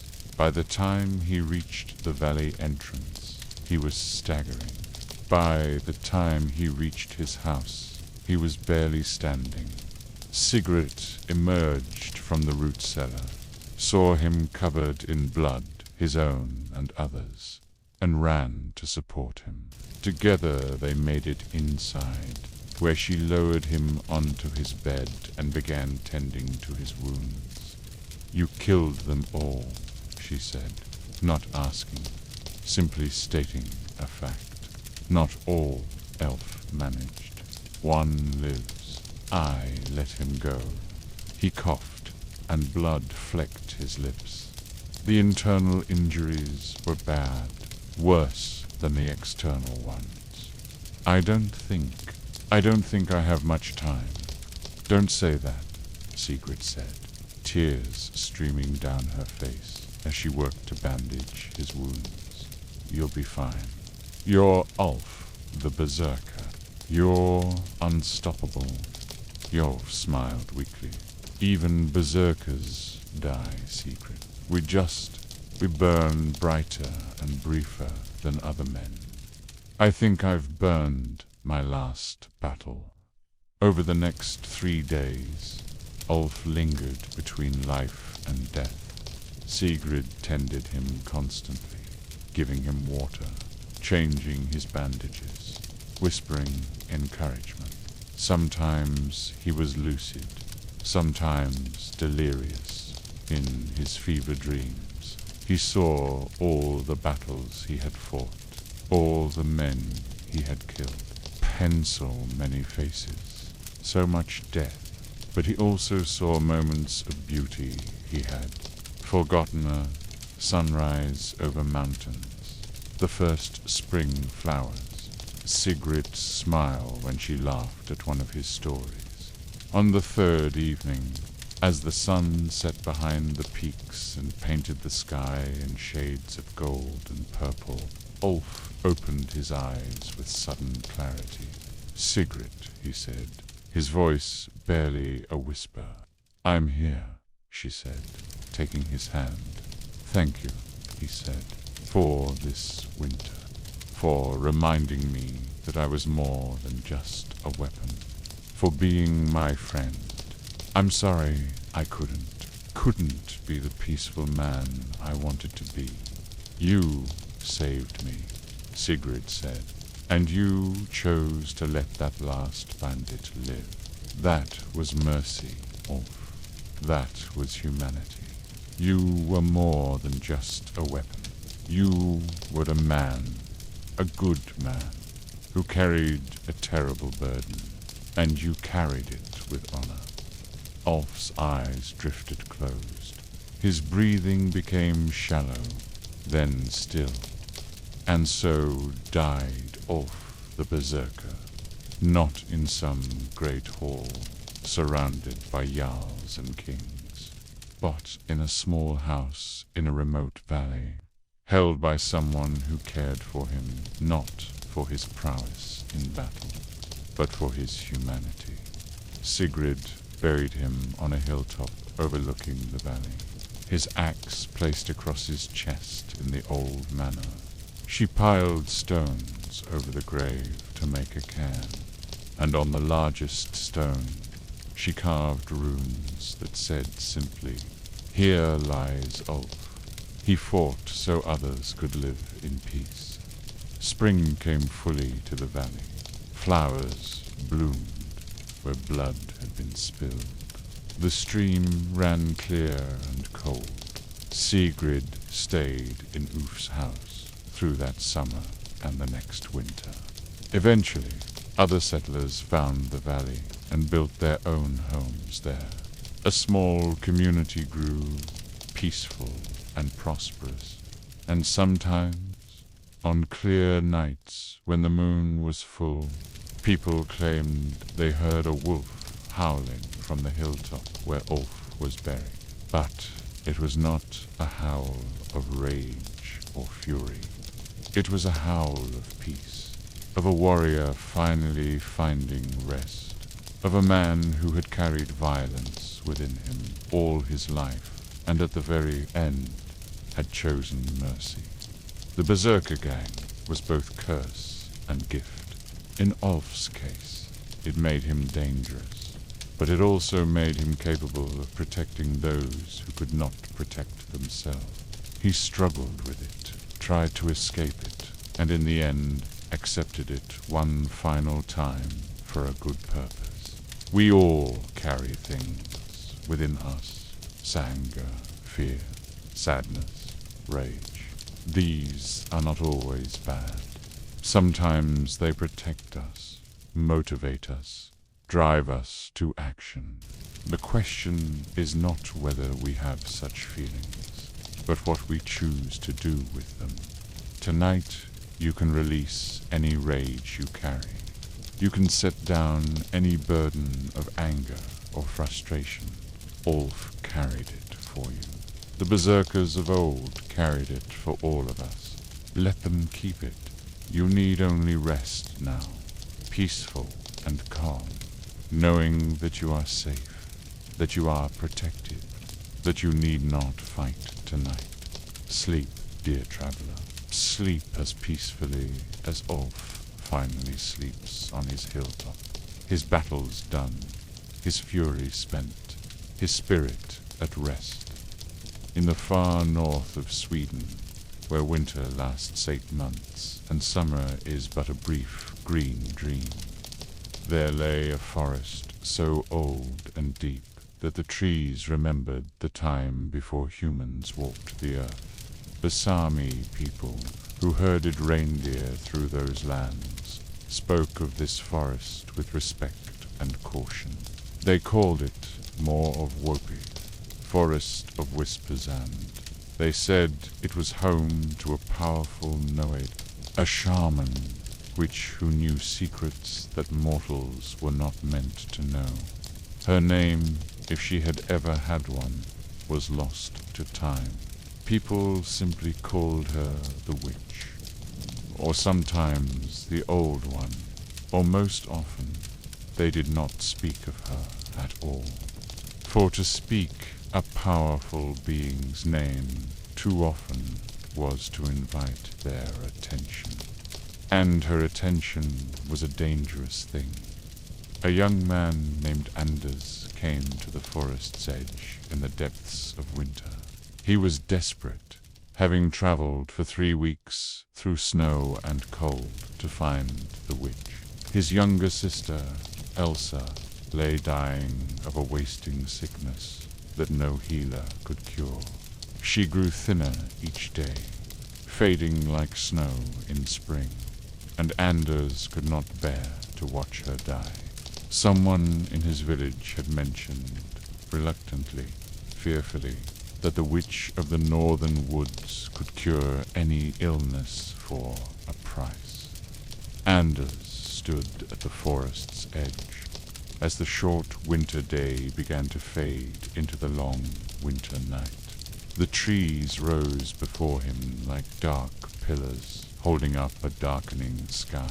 The silence was absolute. No birds sang, no animals moved, even the wind seemed to hold its breath. He steeled himself, touched the small iron cross he wore around his neck for protection, and stepped between the trees. Immediately, the world changed. The forest was darker than it had seemed from outside, the twilight barely penetrating the thick canopy overhead. The trees stood close together, their trunks massive, their branches intertwining overhead like fingers clasping in prayer or conspiracy. Snow covered the ground, but it was strange, snow untouched by any track, perfectly smooth, almost glowing with its own faint light. Anders walked deeper into the forest, following a path that seemed to appear before him and disappear behind him, as though the forest itself was guiding his steps. He walked for hours, though the light never changed, remaining in that eternal twilight between day and night. He should have been exhausted, but the forest seemed to sustain him somehow, filling him with an energy that was not quite his own. Finally, he came to a clearing. In the center of the clearing stood a small house, but it was unlike any house Anders had ever seen. It appeared to be made of living trees, for ancient pines that had bent and grown together to form walls and a roof. Their branches, even in winter, were thick with dark green needles. Smoke rose from a hole in the canopy, carrying with it a scent of herbs and something else. In something strange and almost sweet that made Anders's head swim slightly, before he could decide whether to approach. The door opened, or rather, the trees that formed the door shifted and parted, creating an opening. A voice came from within, old and dry as autumn leaves. Enter Anders Eriksson. I have been expecting you. Anders's hand went to his cross again, but he stepped forward, ducking his head to enter the low doorway. Inside, the house was larger than it had seemed. From outside, much larger. The interior was lit by what appeared to be luminescent moss growing on the walls, giving everything a soft greenish glow. Bundles of herbs hung from the ceiling.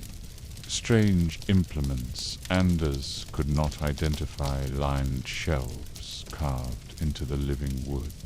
The floor was covered with furs reindeer, wolf, bear, and others Anders did not recognize. Dot, and in the center of it all, seated on a throne made of antlers and bones, sat the witch. She was ancient. Her skin was dark and deeply wrinkled, mapped with the geography of years beyond counting. Her hair was white and long, hanging past her shoulders in strings decorated with small bones and feathers. She wore robes made of reindeer hide, sewn with sinew and decorated with strange symbols that seemed to shift and move in the uncertain light. Her eyes were black from edge to edge, with no white visible, and they fixed on Anders with an intensity that made him want to look away, but found he could not. Sit, she commanded, gesturing to a fur-covered stool near her throne. Anders sat, his mouth dry, his heart pounding. You have come far to find me, the witch said. Her voice was surprisingly strong, resonating in the small space. You seek a cure for your sister. Chi wastes away, grows thinner each day, cannot eat, cannot sleep properly. The healers say it is a curse, or evil spirits, or the will of God. They are all wrong. What is it then? Anders asked, finding his voice. Can you cure her? Do. Witch smiled, revealing teeth that were still strong and white despite her evident age. I can cure her. Her illness is of the spirit, not the body. Something in her has given up, has decided to fade away. This happens sometimes to those who are too sensitive, too open to the world's pain.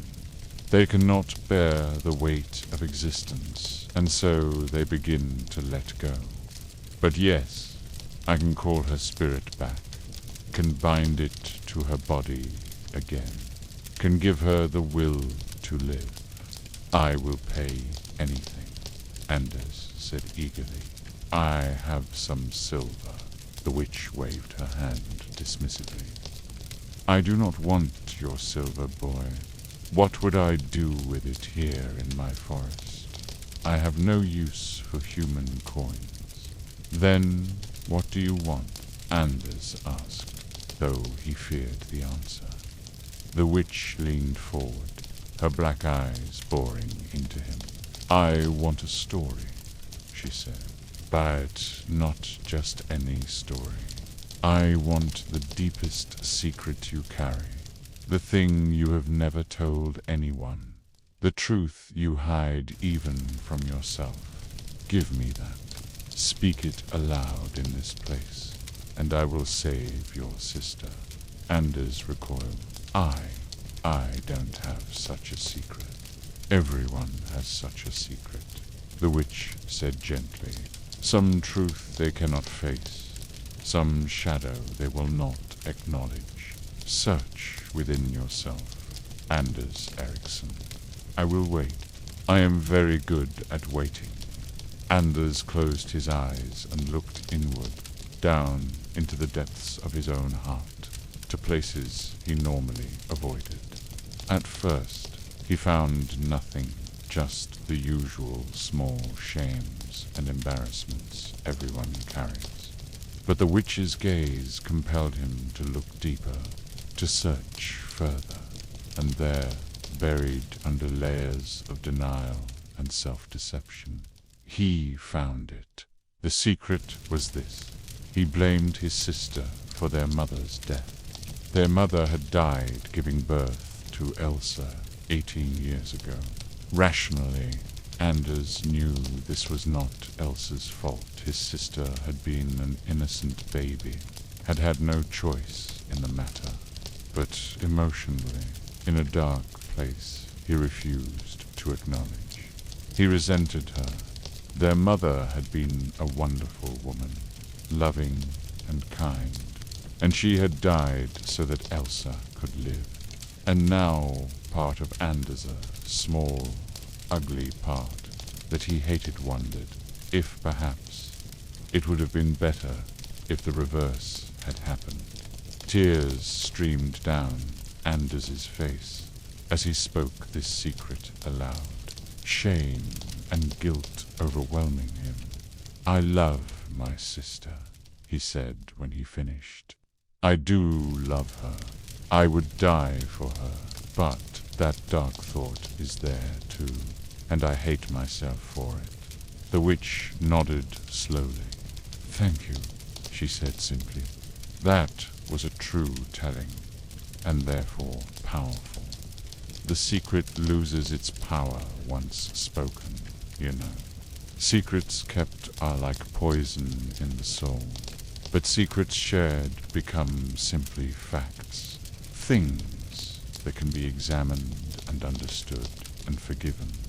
She stood, moving with a grace that belied her ancient appearance, and walked to one of her shelves. She selected several items, a small leather pouch, a dried herb, a piece of carved bonand, brought them to a stone bowl on a central table. She began to work, grinding and mixing, muttering words in a language Anders did not. No, perhaps Sami, perhaps something older. As she worked, she spoke. You carry guilt for a natural feeling, she said. Humans are complex creatures, capable of holding contradictory emotions simultaneously. You love your sister and resent her. Both can be true. This does not make you evil. It makes you human. But it's wrong to resent her for something that wasn't her fault, Anders protested. The feeling is not wrong, the witch said. Feelings simply are. They arise unbidden. What matters is what you do with them. You have chosen to love and protect your sister despite your resentment. That is the measure of character, not the absence of dark thoughts, but the choice to act well despite them. She finished her preparation and poured the mixture into a small vial. Give her this, she said, handing the vial to Anders. 1 drop on her tongue each day for 9 days. On the 10th day, she will wake fully, her spirit bound again to her body, her will to live restored. Thank you, Anders said, taking the vial with trembling hands. Thank you so much. One more thing, the witch said, placing a weathered hand on his shoulder. You must tell your sister what you told me. Not today, not tomorrow, but someday, when she is fully well and strong enough to hear it. Tell her about the resentment, about the complex feelings you carry. She will understand. And in understanding, you will both be freed from the weight of this secret. I will, Anders promised, though the thought terrified him. The witch nodded. The forest will guide you out. Go swiftly. Your sister's time grows short. Anders turned to leave, then paused. May I ask you something? Why do you live here alone? What do you do with all the secrets people tell you? The witch smiled, a sad and ancient expression. I am a collector, she said. I gather secrets the way others gather gold or knowledge. Each secret told here is woven into the fabric of the forest, becomes part of its power. As for why I live alone, she gestured to the darkness visible through the doorway. I'm too old, have seen too much, know too many things. I am no longer quite human, have not been for many years. This forest is my home, my body almost, my spirit made manifest. And the secrets I collect feed it, make it strong, make it a place where truth must be spoken and illusions cannot survive. Are you lonely? Anders asked. The witch considered this. Sometimes, she admitted, but loneliness is the price of the path I chose long ago, when I first learned to walk between worlds, to speak with spirits, to see the threads of fate and magic that others cannot see. Would I change it if I could? I do not know. But it is too late to wonder now. I am what I am. Anders left the clearing, the vial clutched tight in his hand. The forest guided him out, just as the witch had promised. Paths appeared before him, leading him unerringly back toward the edge of the forest. The journey that had taken hours when entering took only minutes when leaving, as though the forest was eager now to send him on his way. When he emerged from the trees, dawn was breaking. He had been in the forest all night, though it had seemed like only a few hours. He ran toward home, the vial safe in his pocket, hope blooming in his chest for the first time in months. He gave his sister the drops as instructed, one each day for 9 days. On the first day, nothing seemed to change. On the second day, she opened her eyes for a longer period. On the third day, she spoke his name. Day by day, she grew stronger, the color returning to her cheeks, the weight returning to her wasted frame. On the 10th day, she sat up in bed, fully alert, and asked for food. The village celebrated her recovery as a miracle. Anders told no one where the cure had come from, knowing they would not believe him, or worse, would believe him and be afraid. He tended to his sister as she grew stronger, and months later, when she was fully healthy, he kept his promise to the witch. He told Elsa everything about the resentment, about the guilt, about the complex tangle of emotions he had carried for so long. Elsa listened quietly, tears in her eyes. When he finished, she took his hands in hers. I understand, she said simply. How could you not have such feeling? Mother died because of me, even though I had no choice in the matter. I have carried guilt for that Tuther, guilt of being the one who lived. We both carry shadows, brother, but they need not rule us. Let us carry them together, and perhaps they will become lighter, and so they did. The siblings grew closer through shared truth. The secret no longer a poison between them, but simply a fact they both acknowledged and accepted. Anders never returned to the northern forest, but sometimes, on winter nights, when the wind blew from the north, he thought he could hear whispers in Ither Forest speaking, the witch acknowledging him, the secrets woven into the very fabric of that ancient place. The witch remains in her forest still, or so the Samis say. She waits for those desperate enough, brave enough, or foolish enough to seek her out. She gathers their secrets, weaves them into her forest's power, and offers her cures and counsel. She is neither good nor evil, but something beyond such simple categories of force of nature, a keeper of truths, by a reminder that some knowledge comes at a price, and some power lies in speaking aloud what we normally hide. You carry secrets to perhaps, things you have told no one, truths you hide from yourself. But tonight you need not carry them. Set them down, just for now. Let them rest beside your bed while you sleep. The witch's forest is far away, and you are here, warm and safe. Your secrets cannot harm you in your sleep. Let them be. Let yourself be.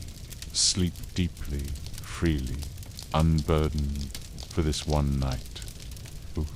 And now, as the northern lights continue their eternal dance about you, let yourself drift deeper still, deeper into the heart of Norse tradition, where life and death are not opposites, but partners in the great cycle of existence. You find yourself standing on a gentle shore at twilight. The sky above is painted in shades of lavender and deep blue, and the first stars are beginning to emerge like distant torches being lit across the heavens. The air is cool and calm, carrying with it the scent of salt water and pine resin. Before you, resting at the water's edge, is a magnificent lampshade. Its wood has been carved with intricate patterns, serpents and vines intertwining in endless knots, symbols of life's continuation. The ship's prow rises high, carved in the shape of a dragon's head, not fierce now, but noble, watching over the vessel with protective grace. This is a funeral ship, prepared with loving care for a warrior's final journey. But there is no sadness here in this place, only a profound peace. The Vikings understood something that brings comfort even now, that death is simply another voyage, another adventure across unknown seas. As you watch, you see the community gathering along the shore. They come quietly, reverently, but their faces are not filled with despair. There is grief, yes, the natural sorrow of parting, but there is also celebration. They speak in low voices of the one who is departing, sharing stories of courage and laughter, of battles won and feasts enjoyed, of wisdom shared and love given freely. The ship has been prepared with great care. Within it rest treasures meant for the journey ahead, weapons for honor, tools for building a new hall in the afterlife, food and mead for the voyage. These are gifts of love, provisions for the road that lies ahead. And now, as the last light fades from the sky, the ship is pushed gently from the shore. It glides across the still water, moving slowly, peacefully outward, toward the darkening horizon. The water beneath it reflects the emerging stars, so that the ship seems to float between two skies, suspended between worlds. Someone on the shore lights a torch, and its flame burns bright in the gathering darkness.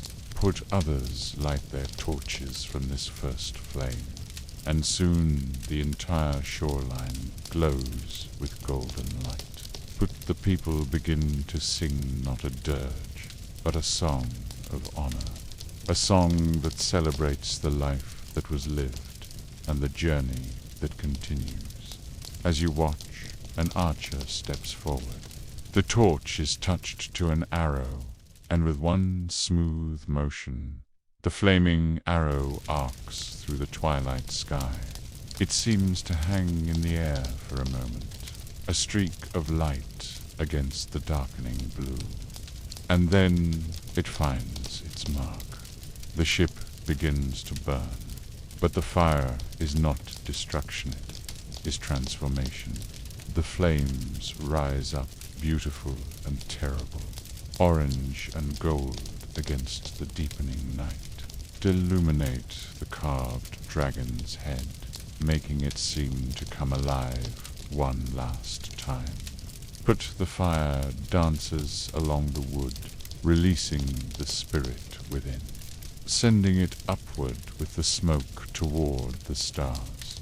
You watch as the burning ship drifts further from shore, becoming a point of brilliant light upon the dark water.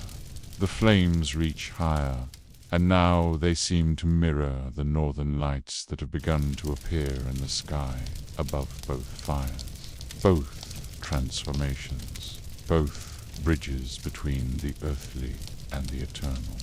The people on the shore continue their song. It speaks of Valhalla, where warriors feast and fight and feast again, where there is no final ending, only continuation. It speaks of journeys across the rainbow bridge to places beyond mortal knowing. It speaks of reunion with those who have gone before and those who will come after as the ship burns. You feel a deep understanding settling into your bones. The Vikings did not fear death because they saw it as part of the great pattern. Just as winter gives way to spring, just as the sun sets only to rise again, just as the sea rolls in eternal rhythms, so too does life flow into death and back into life again, in forms we cannot always see. The burning ship grows smaller now, a bright point on the dark water, but its light seems to spread across the entire sea. The flames begin to quiet, settling down, and you feel yourself settling too, your breath growing slower, deeper, more peaceful. The people on the shore fall silent now. Some embrace, others stand alone, watching. But all of them share this moment of witnessing, of honoring, of letting go. And as the last flames flicker and fade, as the ship releases its final sparks to join the stars above, you notice something beautiful. The northern lights have grown brighter, swirling in great curtains of green and blue and violet across the entire sky. It's as if the heavens themselves are welcoming this new arrival. As if the light that was carried in one form has simply moved into another. You feel the deepest peace now. Whatever worries you carried to this place, whatever anxieties about time and mortality, about endings and partings, they seem less heavy now, because you've witnessed this truth, that energy doesn't disappear, it only changes. That love doesn't end, it transforms. That the light we carry continues. in ways both seen and unseen. The shore is quiet now. The people begin to drift away in small groups, still speaking softly of memories, of love, of gratitude for the time that was given. They do not leave in despair, but in peace, knowing they have honored their beloved in the old way, the good way, and you, too, can rest in this knowledge. Your breathing has become so slow and gentle now, like waves lapping peacefully against the shore. Your body feels completely relaxed, held safely by the earth beneath you, wrapped in the comfort of understanding that has been passed down through countless generations. The stars continue to shine above. The northern lights continue their dance. The sea continues its eternal rhythm, and you continue true breathing, resting, being part of this great pattern that has no true beginning and no true end. Let yourself sink deeper into this peace. Let the image of the funeral ship become a blessing in your minder, reminder that even in endings there is beauty, even in letting go there is love, even in the unknown there is light. Rest now. Rest deeply. You are safe. You are held. You are part of something vast and beautiful and eternal. And now, dear traveler, as the northern lights shimmer softly in the sky above, as the gentle waves continue their timeless song upon the shore, it's time to begin your journey back. For, perhaps, simply to settle into the deepest rest. You've traveled far tonight. You've walked through ancient forests where trees whispered secrets older than kingdoms. You've witnessed the wonder of the aurora borealis painting the sky with otherworldly light. You've felt the warmth of Viking hospitality in the great mead hall, heard the wisdom of the Norns, sailed across starlit seas, and witnessed the sacred passage from one form of existence to another. All of this is part of you now. These images, these feelings, this deep peace, they've woven themselves into your consciousness, creating a tapestry of calm that you can return to whenever you need it. Your breathing has become so natural, so easy. Each breath flows in and out like the tide, requiring no effort, no thought. Your body has released all its tension, all its holding. From the crown of your head to the tips of your toes, you are completely, utterly relaxed. If you wish to drift into sleep from here, you have my blessing to do so. Let these final words be a gentle lullaby, carrying you into the most peaceful rest you've known. Let the images of your journey fade into dreams, where they will continue to work their magic, bringing you restoration and renewal, as you sleep. Know that you are protected. The wisdom of the Vikings surrounds you. The light of the northern stars watches over you. The ancient forests hold you in their embrace. You are safe, cherished, and deeply at peace.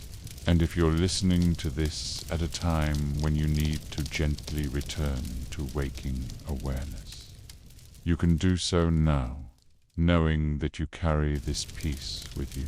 In a moment, when you're ready, you can begin to wiggle your fingers and toes. You can take a deeper breath, feeling energy beginning to return to your limbs. You can open your eyes slowly, coming back to the present moment, refreshed, restored, and carrying the calm of the north within your heart. Whether you sleep or wake, know this. You have honored yourself. by taking this time to rest. In a world that so often demands constant movement, constant doing, you have given yourself the gift of simply being. Bet is no small thing.